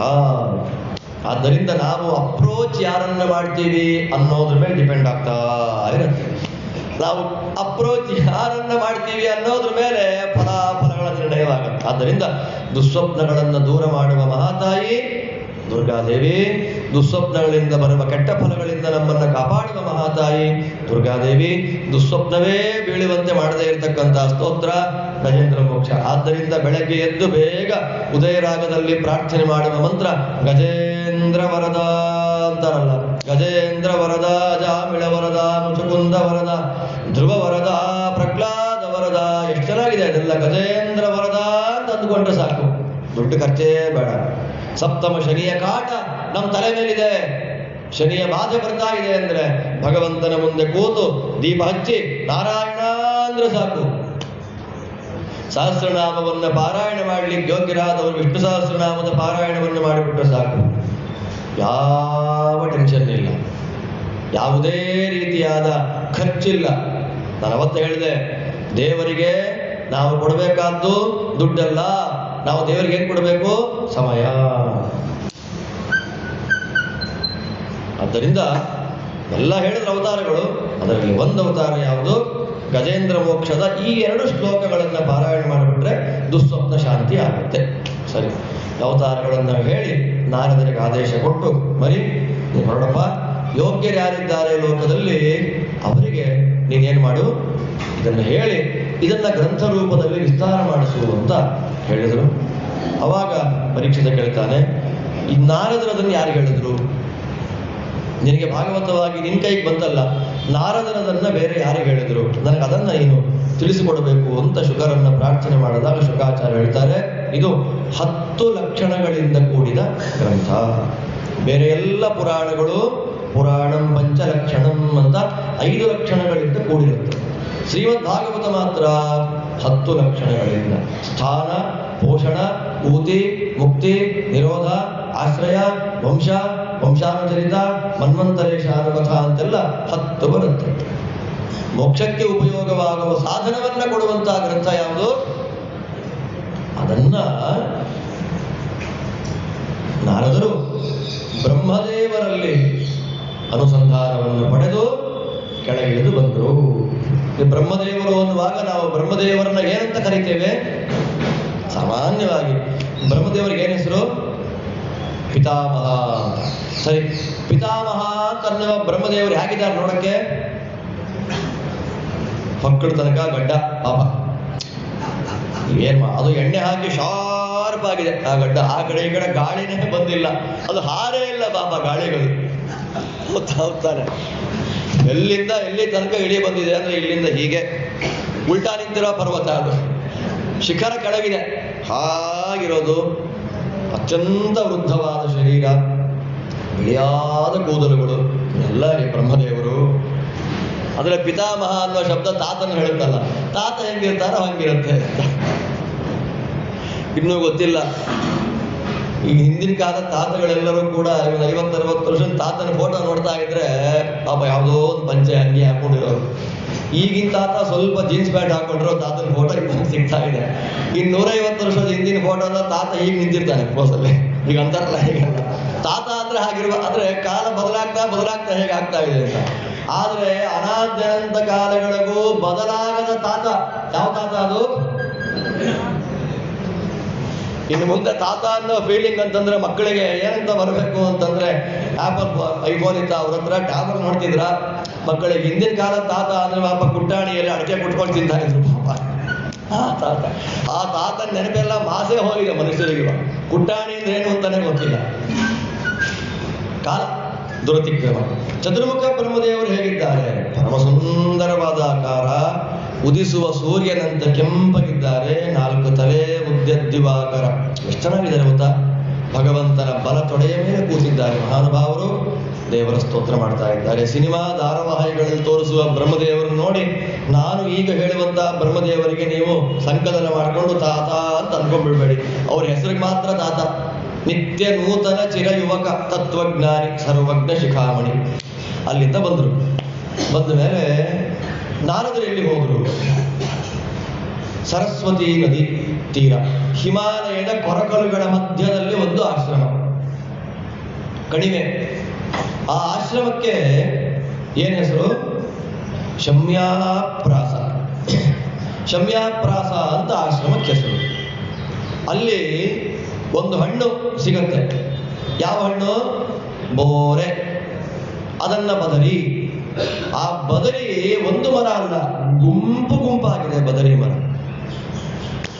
ಗುಂಪು ಗುಂಪಾದ ಬದರಿ ಮರ. ಆದ್ದರಿಂದ ಅದಕ್ಕೆ ಆಶ್ರಮಕ್ಕೆ ಒಂದು ಹೆಸರೇ ಇದೆ. ಏನಂತ? ಬದರಿಕಾಶ್ರಮ. ಆ ಬದರಿಕಾಶ್ರಮ ಎಲ್ಲಿದೆ? ಇವತ್ತು 2 ಬದರಿಕಾಶ್ರಮ ಇದೆ. ಎಲ್ಲಿದೆ? ಒಂದು ನೋಡುವಂತ, ಕನ್ಫ್ಯೂಸ್ ಆಗ್ಬಿಡ್ಬೇಡಿ, ಬೆಂಗಳೂರಲ್ಲಿ ಒಂದು ಬದರಿಕಾಶ್ರಮ ಇದೆ. ನನ್ನ ಫ್ರೆಂಡ್ ಮನೆ ಹೆಸರು ಬದರಿಕಾಶ್ರಮ. ಬದರಿಕಾಶ್ರಮ 2. ನಾವು ದರ್ಶನ ಮಾಡುವಂಥದ್ದು ಒಂದು, ನಾವು ದರ್ಶನ ಮಾಡಲಿಕ್ಕಾಗದ ವೇದವ್ಯಾಸ ದೇವರಿರುವ ಆಶ್ರಮ. ಅತಹೈಮವತೆ ತಟ ಅಂತರೇ, ಆ ಬದರಿಕಾಶ್ರಮ ಬೇರೆ. ನರನಾರಾಯಣರು ಇವತ್ತು ನಮ್ಮ ದರ್ಶನ ಕೊಡುವಂತ ಆಶ್ರಮ ಅದು ಬದರಿಕಾಶ್ರಮ. ಅದನ್ನ ವಿಶಾಲ ಬದರಿ ಅಂತ ಕರೀತಾರೆ. ಇವತ್ತು ನಾವೇನ್ ಬದರಿ ಯಾತ್ರೆ ಮಾಡ್ತೀವಿ, ಅದ್ರ ಹೆಸರು ವಿಶಾಲ ಅಂತ ಹೆಸರು. ಬದರಿ ಸೇರಿಸಿ ವಿಶಾಲ ಬದರಿ ಅಂತ ಕರೀತೇವೆ. ಈ ವೇದವ್ಯಾಸರಿದ್ರಲ್ಲ, ಅದು ಹಿಮಾಲಯದ ಕೊರಕಲುಗಳ ಕಣಿವೆಯ ಮಧ್ಯದಲ್ಲಿ ದೊಡ್ಡ ದೊಡ್ಡ ಬದರಿ ವೃಕ್ಷಗಳ ಮಧ್ಯದಲ್ಲಿದ್ದ ಆಶ್ರಮ. ಸರಸ್ವತಿ ನದಿ ಹರಿಯುತ್ತೆ. ಒಂದು ಸಾಯಂಕಾಲ ವೇದವ್ಯಾಸ ದೇವರಿಗೆ ಸಿಕ್ಕಾಪಟ್ಟೆ ಬೇಜಾರು. ಪಾಪ ನೋಡಿ, ಅವರಿರೋದೇ ಒಬ್ರು. ಎಷ್ಟು ಬೇಜಾರಾಗೋಗಿದೆ ವೇದವ್ಯಾಸ ದೇವರಿಗೆ, ಡಿಫೈನ್ ಮಾಡ್ಲಿಕ್ಕೆ ಆಗ್ತದೆ. ತುಂಬಾ ಬೇಜಾರು ಮನಸ್ಸಿಗೆ.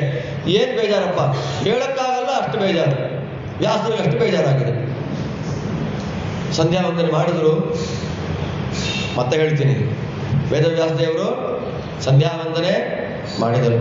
ವೇದವ್ಯಾಸ ದೇವರು ಸಂಧ್ಯಾ ವಂದನೆ ಬೇಡ, ನಾವು ಸಂಧ್ಯಾ ವಂದನೆ ಮಾಡಿ ಬಿಟ್ಟೆವು. ಅರ್ಥ ಆಗುತ್ತೆ? ಸಂಧ್ಯಾ ವಂದನೆಯಿಂದ ನಾವು ಮಾಡಿ ಬಿಟ್ಟೆವು. ಊಟವನ್ನ ಮಾಡಿ, ಎಲ್ಲ ಹೇಳ್ತೀನಿ ಇದನ್ನ, ಊಟವನ್ನ ಮಾಡಿ ಕೊಂಡೆವು ಡಬ್ಬಿಯೊಳಗೆ, ಪ್ರವಚನವನ್ನ ಕೇಳಿ ಬಿಟ್ಟೆವು ಕಿವಿಯಿಂದ. ಶಬ್ದಗಳು ಆದ್ದರಿಂದ ನಿಯಮಗಳಿವೆ ಶಾಸ್ತ್ರ. ಯಾವುದನ್ನು ಕೊಂಡ್ವಿ, ಯಾವುದು ಬಿಟ್ವಿ. ಅಡಿಗೆ ತುಂಬಾ ಚೆನ್ನಾಗಿದೆಯಾ, ಅಡಿಗೆ ಹೇಗಿದೆ ಅಂತ ಕೇಳಿದ್ರೆ ಸೂಪರ್ ಆಗಿದೆ ರೀ ಅಡಿಗೆ. ಅಂತ ಎಲೆ ಮುಂದೆ ಕೂತಾಗ ಹೇಳಬಾರ್ದಂತೆ ಮಹಾಭಾರತ ಹೇಳುತ್ತೆ ನಮಗೆ. ಇನ್ನು ಮುಂದಿನ ನಾನು ಹೇಳಕ್ ಹೋಗಲ್ಲ, ಊಟದ ವಿಷಯ ಮಾತ್ರ ಹೇಳ್ತೀನಿ. ವ್ಯಾಸರಿಗೆ ಹಿಂದೂ ಮುಂದೆ ಇಲ್ಲ, ಇರೋ ಫ್ಯಾಕ್ಟ್ಸ್ ಅನ್ನ ಮುಂದೆ ಇಟ್ಬಿಡ್ತಾರೆ. ಆದ್ದರಿಂದ ಊಟ ಹೇಗಿದೆ ಅಂದ್ರೆ ಮಾಡ್ತಾ ಇದೀನಪ್ಪ ಅನ್ಬೇಕಂತೆ. ಸೂಪರ್ ಆಗಿದೆ ರೀ ಊಟ ಅಂತ ಅಂದ್ಬಿಟ್ಟು ಸಾಯಂಕಾಲ ಮನೆ ಹೊಟ್ಟೆ ಅಪ್ಸೆಟ್ ಆಗ್ಬಿಟ್ರೆ ಅದೇನು ಊಟ ಹಾಕ್ಬಿಟ್ಟು ಅದೇನ್ ಹಾಕಿದ್ನ ಗೊತ್ತಿಲ್ಲಪ್ಪ, ತಿಂದೆ ನೋಡಿ ಹೊಟ್ಟೆ ಎಲ್ಲ ಅಪ್ಸೆಟ್ ಆಗೋದು. 3 ದಿನ ಒದ್ದಾಡ್ಬಿಟ್ಟೆ ಮಾತ್ರ ತಗೊಂಡು. ವ್ಯಾಸರಂತ ಟೆನ್ಷನ್ನೇ ಮಾಡ್ಕೋಬೇಡ ನೀನು. ಊಟಕ್ಕೆ ಕೂತಾಗ ಹೊಟ್ಟೆ ತುಂಬ ತಿಂತೀನಿ. ಜೀರ್ಣಂ ಅನ್ನಂ ಪ್ರಶಂಸಂತಿ. ಯಾವ ಅನ್ನವನ್ನು ಹೊಗಳಬೇಕು ಗೊತ್ತಾ ಚೆನ್ನಾಗಿತ್ತು ಅಂತ? ನಾಳೆ ಬೆಳಗ್ಗೆ ಹೊಗಳಬೇಕು, ನೆನ್ನೆ ಅಡಿಗೆ ಚೆನ್ನಾಗಿತ್ತು ಅಂತ. ಯಾಕೆ? ತಿಂದ ಅನ್ನ ಹೊಟ್ಟೆಗೆ ತ್ರಾಸು ಕೊಡದೆ, ಸಮಸ್ಯೆ ಕೊಡದೆ ಚೆನ್ನಾಗಿ ಜೀರ್ಣವಾಗಿದೆ ಅಂತಂದಾಗ ಆ ಊಟವನ್ನ ಏನ್ ಮಾಡಬೇಕು? ಹೊಗಳಬೇಕು.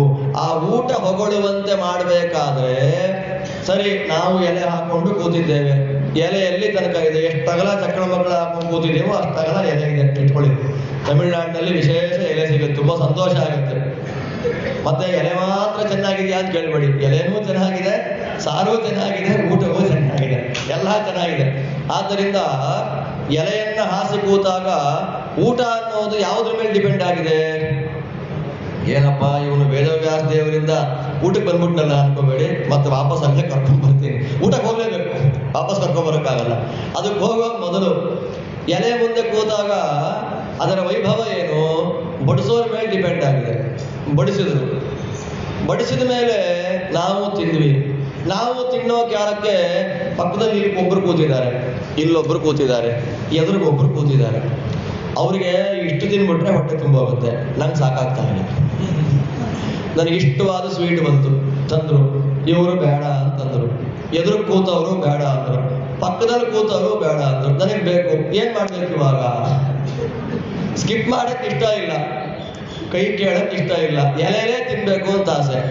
ಅದಕ್ಕೆ ಪಾಕಶಾಸ್ತ್ರ ಒಂದು ಮಾತನ್ನು ಹೇಳುತ್ತೆ. ಬಡಿಸೋರು ಸೂಕ್ಷ್ಮದರ್ಶಿಗಳಾಗಿರ್ಬೇಕು. ಬಡಿಸೋರು ಎಲೆ ನೋಡೋ ಜೊತೆಯಲ್ಲೇ ಅವರ ಬಾಡಿ ಲ್ಯಾಂಗ್ವೇಜ್ ನೋಡ್ತಾ ಇರಬೇಕು. ಅವ್ರ ಕಣ್ಣೇನ್ ಹೇಳ್ತಾ ಇದೆ.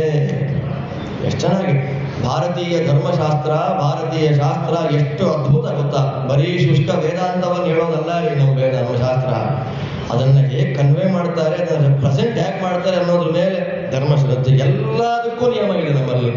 ಅವನಂತಾನಂತೆ, ಅವನು ಸ್ವೀಟ್ ತಂದ್ರೆ ಎದುರುಗಡೆಯಲ್ಲಿ ಸ್ವೀಟ್ ಅನ್ನ ತಂದಾಗ ಅವನಿಗೆ ಬೇಕು. ಸುತ್ತ ಯಾರು ಬೇಡ ಅಂತ ಇದ್ದಾರೆ, ಅವನ ಕಣ್ಣು ನೋಡ್ಬೇಕಂತೆ.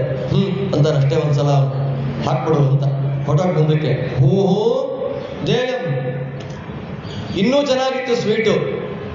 ಅವನು ತಲೆಯಲ್ಲಿ ಬೇಡ ಅಂತ ಇದ್ದಾನೆ. ಆಯ್ತು, ಅವನ ಕೈ ನೋಡು ಹಿಂಗಂತ ಇದೆ ಕೈಯದು. ತಲೆಯಲ್ಲಿ ಬೇಡ ಅಂತ ಇದೆ, ಇದು ನಾನಾ ಬೇಡ ಬೇಡ ಅಂತ ಇದೆ.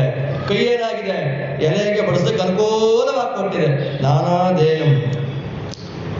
ಇನ್ನು ಮುಂದೆ ಹೇಳ್ತಾರೆ ಶಾಸ್ತ್ರಕಾರರು, ದೇಯಂ ಮಸ್ತಕ ಚಾಲನೆ. ಖಂಡಿತ ಬೇಡ ರೀ, ನನಗೆ ಖಂಡಿತ ಬೇಡವೇ ಬೇಡ ಅಂತಾರೆ. ಒಂದು ಎಕ್ಸ್ಟ್ರಾ ಹಾಕು ಅವನಿಗೆ, ಅವರವರ ಆರೋಗ್ಯ ನೋಡ್ಕೊಂಡು ಅಷ್ಟೇ. ಅದಾದ್ಮೇಲೆ ಇನ್ನೂ ಕೆಲವರು ಬೇಡ ಅಂತ ಹುಲಿ ಕುಣಿತ, ಬೇಡವೇ ಬೇಡ ಅಂತ ಎಲೆಯನ್ನ ಎಕ್ಸ್ ಮಾರ್ಕ್ ಆಗಿಡ್ತಾರೆ. ಮಧ್ಯೆ ಗ್ಯಾಪ್ ಇರುತ್ತಲ್ಲ, ಅಲ್ಲೊಂದು ಹಾಕುವಂತ. ವ್ಯಾಘ್ರ ಜಂಪ ತಥಾ ದೇಯಂ. ಅದಕ್ಕೆ ಹುಲಿ ಕುಣಿತ, ವ್ಯಾಘ್ರ ಜಂಪ ಬೇಡ ಅಂತ. ಹೀಗಂದಿದ್ದು ಯಾಕೆ ಗೊತ್ತಾ? ಮಧ್ಯೆ ಗ್ಯಾಪ್ ಇದೆ, ಹಾಕಪ್ಪ ಅಲ್ಲಿ ಅಂತ. ಅದಾದ್ಮೇಲೆ ಇನ್ನೊಂದಿದೆ, ಅವರಿಗೆ ಬೇಡವೇ ಬೇಡ ಅಂತ ಅನ್ಸೋದು ಯಾವಾಗ ಗೊತ್ತಾ? ಎಲೆ ಮಡಿಸ್ಬಿಡ್ತೀನಿ ಅಂತಾರಲ್ಲ, ನನಗೆ ಬೇಡ ರೀ. ಇನ್ನು ಹಾಕಕ್ ಪ್ರಯತ್ನ ಪಟ್ರೆ ಎಲೆ ಮಡಿಸ್ಬಿಡ್ತೀನಿ ಅಂತಾರಲ್ಲ, ಬಲವಂತ ಮಾಡಿ ಹಾಕಬೇಡ. ನದೇಯಂ ಪತ್ರ ಮೋಡನೆ. ಬಡಿಸೋದು ಒಂದು ಕಲೆ. ಆದ್ದರಿಂದ ಪ್ರಶಂಸೆ ಮಾಡಬೇಕು. ಯಾವುದನ್ನು ಪ್ರಶಂಸೆ ಮಾಡಬೇಕು, ಹೇಗೆ ಪ್ರಶಂಸೆ ಮಾಡಬೇಕು? ಅನ್ನವನ್ನು ಪ್ರಶಂಸೆ ಮಾಡುವ ಕ್ರಮ ಹೇಗೆ? ಜೀರ್ಣವಾದ ಅನ್ನ ಎಲ್ಲ ಶಾಸ್ತ್ರ. ಹಾಗೆ ವೇದವ್ಯಾಸ ದೇವರು ಏನು ಮಾಡಿದ್ದಾರಲ್ಲಿ? ಬೇಜಾರಾಗಿ ಮಹಾನುಭಾವರು ಕೂತ್ಕೊಂಡಿದ್ದಾರೆ. ಮಹಾನುಭಾವರು ಕೂತಾಗ ಅಲ್ಲೊಬ್ರು ಬಂದರು. ಯಾರು ಬಂದರು? ಈ ಬೇಜಾರು, ಸಂತೋಷ ಇತ್ಯಾದಿಗಳ ಒಳಗೆ ಏನಿದೆ ಅನ್ನೋದನ್ನ ತಿವಿಚಿ ಹೆಕ್ಕಿ ನಮ್ಮಿಂದ ತಪ್ಪು ಮಾಡದೇ ಇದ್ರು ಫಿಟ್ಟಿಂಗ್ ಮಾಸ್ಟ್ರು ಅಂತ ಬಯಸ್ಕೊಳ್ಳುವಂತಹ ವ್ಯಕ್ತಿ ಬಂದರು. ತಪ್ಪೇ ಮಾಡಿಲ್ಲ. ಯಾರವರು? ಯಾವನೋ ಬಂದ ದುಷ್ಟ ಬಂದ ನೋಡ್ರಿ ನಾರದ ಅಲ್ಲಿ, ನಾರದ ಅಂತ ಹೆಸರು ಹೇಳಿ ಪುಣ್ಯ ಮಾಡಿರ್ಬೇಕು. ನಾರಂ ದೋಷ ದೂರಂ ನಾರಾಯಣಂ ಭಕ್ತೇಭ್ಯೋ ದದಾತಿ ಇತಿ ನಾರದ. ದೋಷ ದೂರರಾದ ಮಹಾನುಭಾವರಿಗೆ ದೇವರನ್ನೇ ತಂದು ಕೊಡ್ತಾರೆ. ಆದ್ದರಿಂದ ಅವರು ಯಾರು? ಹೆಸರು ಹೇಳಿ ಪುಣ್ಯ ಮಾಡಿರ್ಬೇಕು. ವೇದವ್ಯಾಸ ದೇವರು ನಾರದರ ಬಗ್ಗೆ ಮಾತಾಡುವಾಗ ವಿಶೇಷಣವಿಲ್ಲದೆ ಮಾತಾಡಿಲ್ಲ. ಅಂತೀವಿ, ಆಡ್ತೀವಿ, ಬೈಕೊಳ್ತೀವಿ, ವ್ಯಂಗ್ಯ ಮಾಡ್ತೀವಿ.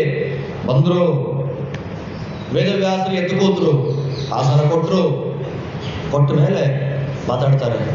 ವೇದವ್ಯಾಸರೇ ಯಾಕ್ರಿ ಬೇಜಾರಾಗಿದ್ದೀರಾ? ಮಹಾಭಾರತ ಬರೆದ್ನಪ್ಪ, ಸಂತೋಷ ಇಲ್ಲ ಮನಸ್ಸಿಗೆ.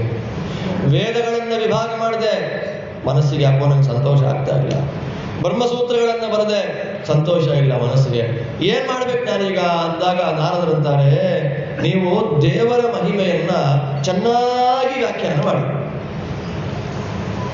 ಶಬ್ದಗಳ ಒಳಗಿಳಿದ್ ನೋಡಿ, ಶಬ್ದ ಹೊಡೆದು ವ್ಯಾಖ್ಯಾನ ಟೀಕಾ ಟಿಪ್ಪಣಿ ಬೇಡ, ಓದ್ತಾ ಇದ್ದಾಗ ಅರ್ಥ ಆಗ್ಬಿಡ್ಬೇಕು.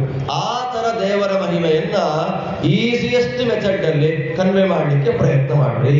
ಹಾಗೆ ಈಸಿಯೆಸ್ಟ್ ಲ್ಯಾಂಗ್ವೇಜ್ ಅಲ್ಲಿ ಹೇಳುವಂಥದ್ದನ್ನ ಶಾಸ್ತ್ರದ ಒಂದು ಮಾತಿನಲ್ಲಿ ಹೇಳಬೇಕಾದ್ರೆ ಸಮಾಧಿ ಭಾಷೆ ಅಂತ ಕರೀತಾರೆ. ವೇದವ್ಯಾಸ ದೇವರು ಪುರಾಣವನ್ನ ಒಟ್ಟು ಎಷ್ಟು ಭಾಷೆಗಳಲ್ಲಿ ಬರೆದಿದ್ದಾರೆ ಅಂತಂದ್ರೆ ಒಟ್ಟು 81 ಭಾಷೆಗಳಲ್ಲಿ ಬರೆದಿದ್ದಾರೆ ವೇದವ್ಯಾಸ ದೇವರು. ಭಾಷೆ ಅಂದ್ರೆ ಇವತ್ತಿನ ಕಾಲದ ಲ್ಯಾಂಗ್ವೇಜ್ ಮಾತಾಡ್ತೇವಲ್ಲ, ಅಕ್ಷರಗಳು ಅದಲ್ಲ. ಭಾಷೆ ಅಂದ್ರೆ ಏನು? ಅರ್ಥಗಳನ್ನ ತಿಳಿಸಿಕೊಡುವಂತ ಕ್ರಮ. ಗುಹ್ಯ ಅಂತ ಒಂದು ಭಾಷೆ, ಸೀಕ್ರೆಟ್ ಲ್ಯಾಂಗ್ವೇಜ್, ಗುಹ್ಯ ಭಾಷೆ ಅಂದ್ರೆ ಮಾತಾಡ್ತಾ ಇರ್ತಾರೆ, ಅರ್ಥ ಆಗ್ಬಾರ್ದು, ಇನ್ನೊಬ್ರಿಗೆ ಅರ್ಥ ಆಗ್ಬೇಕು.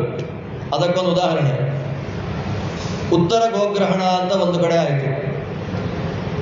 ಅರ್ಜುನ ಬಂದ ಅಂತ ಗೊತ್ತಾಯಿತು. ಯಾರಿಗೆ? ದ್ರೋಣಾಚಾರ್ಯರಿಗೆ. ಎದುರಿಗೆ ಬರ್ತಾ ಇರೋ ಅರ್ಜುನ ಅಂತ ಭೀಷ್ಮಾಚಾರ್ಯರಿಗೆ ಹೇಳಬೇಕು. ಡೈರೆಕ್ಟ್ ಆಗಿ ಹೇಳೋಕ್ಕಾಗಲ್ಲ, ದುರ್ಯೋಧನ ಪಕ್ಕದಲ್ಲಿದ್ದಾನೆ, ಕನ್ವೆ ಮಾಡಬೇಕು. ಎದುರಿಗೆ ಬರ್ತಾ ಇರ್ತಕ್ಕಂಥವನು ಅರ್ಜುನ ಅಂತ ಅರ್ಥ ಆಗಬೇಕು. ಅವಾಗ ಉಪಯೋಗ ಮಾಡಿಕೊಂಡ ಭಾಷೆ ಯಾವುದು? ಅದು ಮುಖ್ಯ ಭಾಷೆ. ನದಿ ಜಲಂಕೇಶವನಾರಿಕೇತೋ ನಗಾಕ್ವಯೋ ನಾಮ ನಗಾರಿಸೂನು. ಅರ್ಥ ಆಯ್ತು.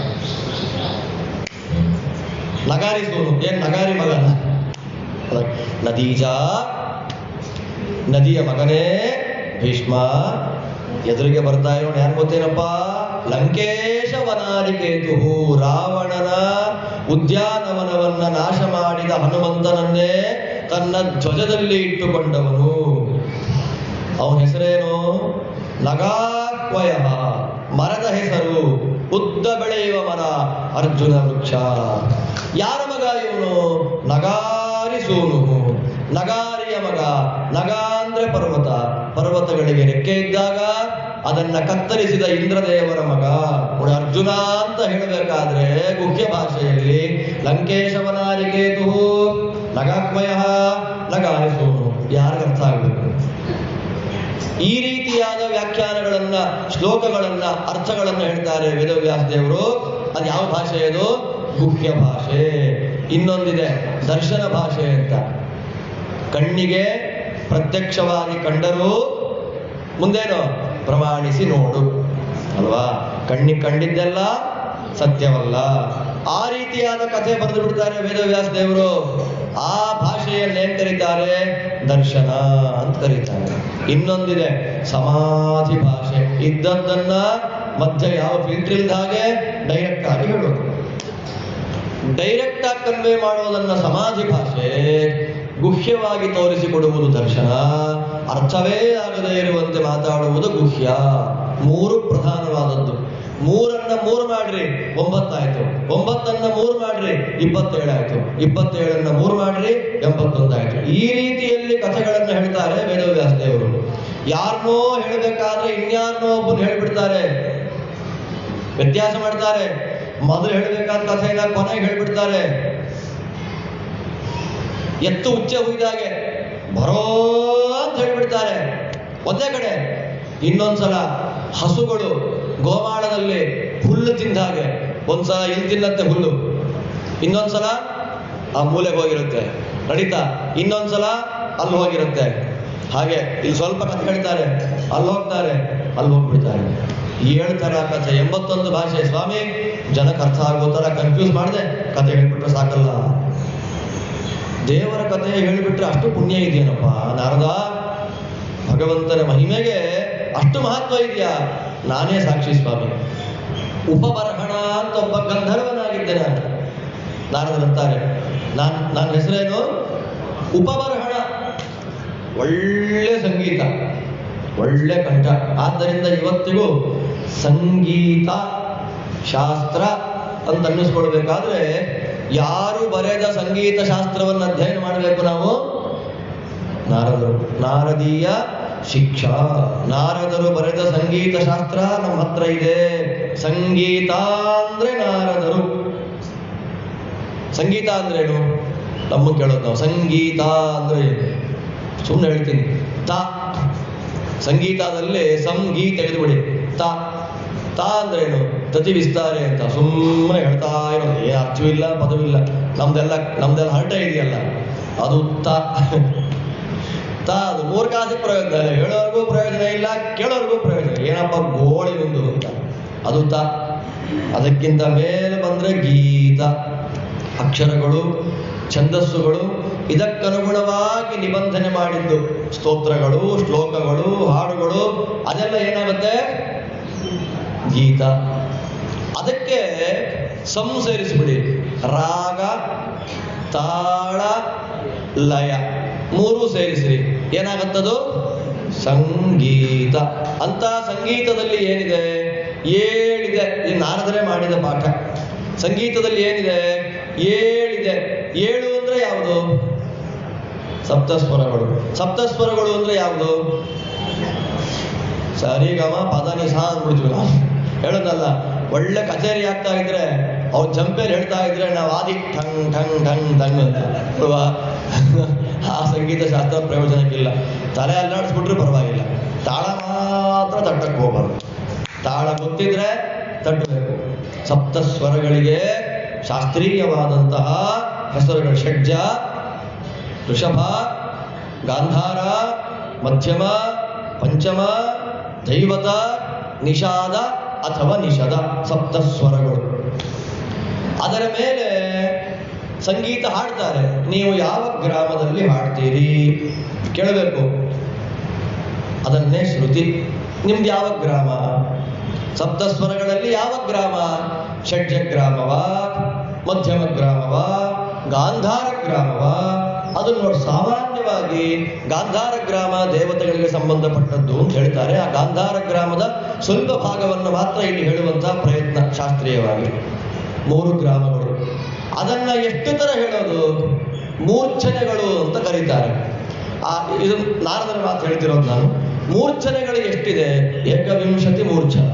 7 ಪದಗಳನ್ನ ಅಥವಾ 7 ಸ್ವರಗಳನ್ನ 3 ಗ್ರಾಮಗಳಿಗೆ ನಾವು ಅದನ್ನು ಮಲ್ಟಿಪ್ಲೈ ಮಾಡಿದಾಗ ಎಷ್ಟಾಯ್ತು? 21 ಆಯ್ತು. ಅದರ ಮೇಲೆ ತಾನಗಳು ಅಂತ ಇದೆ. ತಾನ ಅಂತ ಅದರ ವಿಸ್ತಾರ ಮಾಡ್ಲಿಕ್ಕೆ ಹೋದ್ರೆ ಭಾಗವತಕ್ಕೆ ಒಂದು ಬರಕ್ಕಾಗಲ್ಲ. ತಾನಗಳು ಎಷ್ಟಿದೆ? 49 ತಾನಗಳು. ತಾನಾನಿ ಏಕೋನ ಪಂಚಾಶತ್.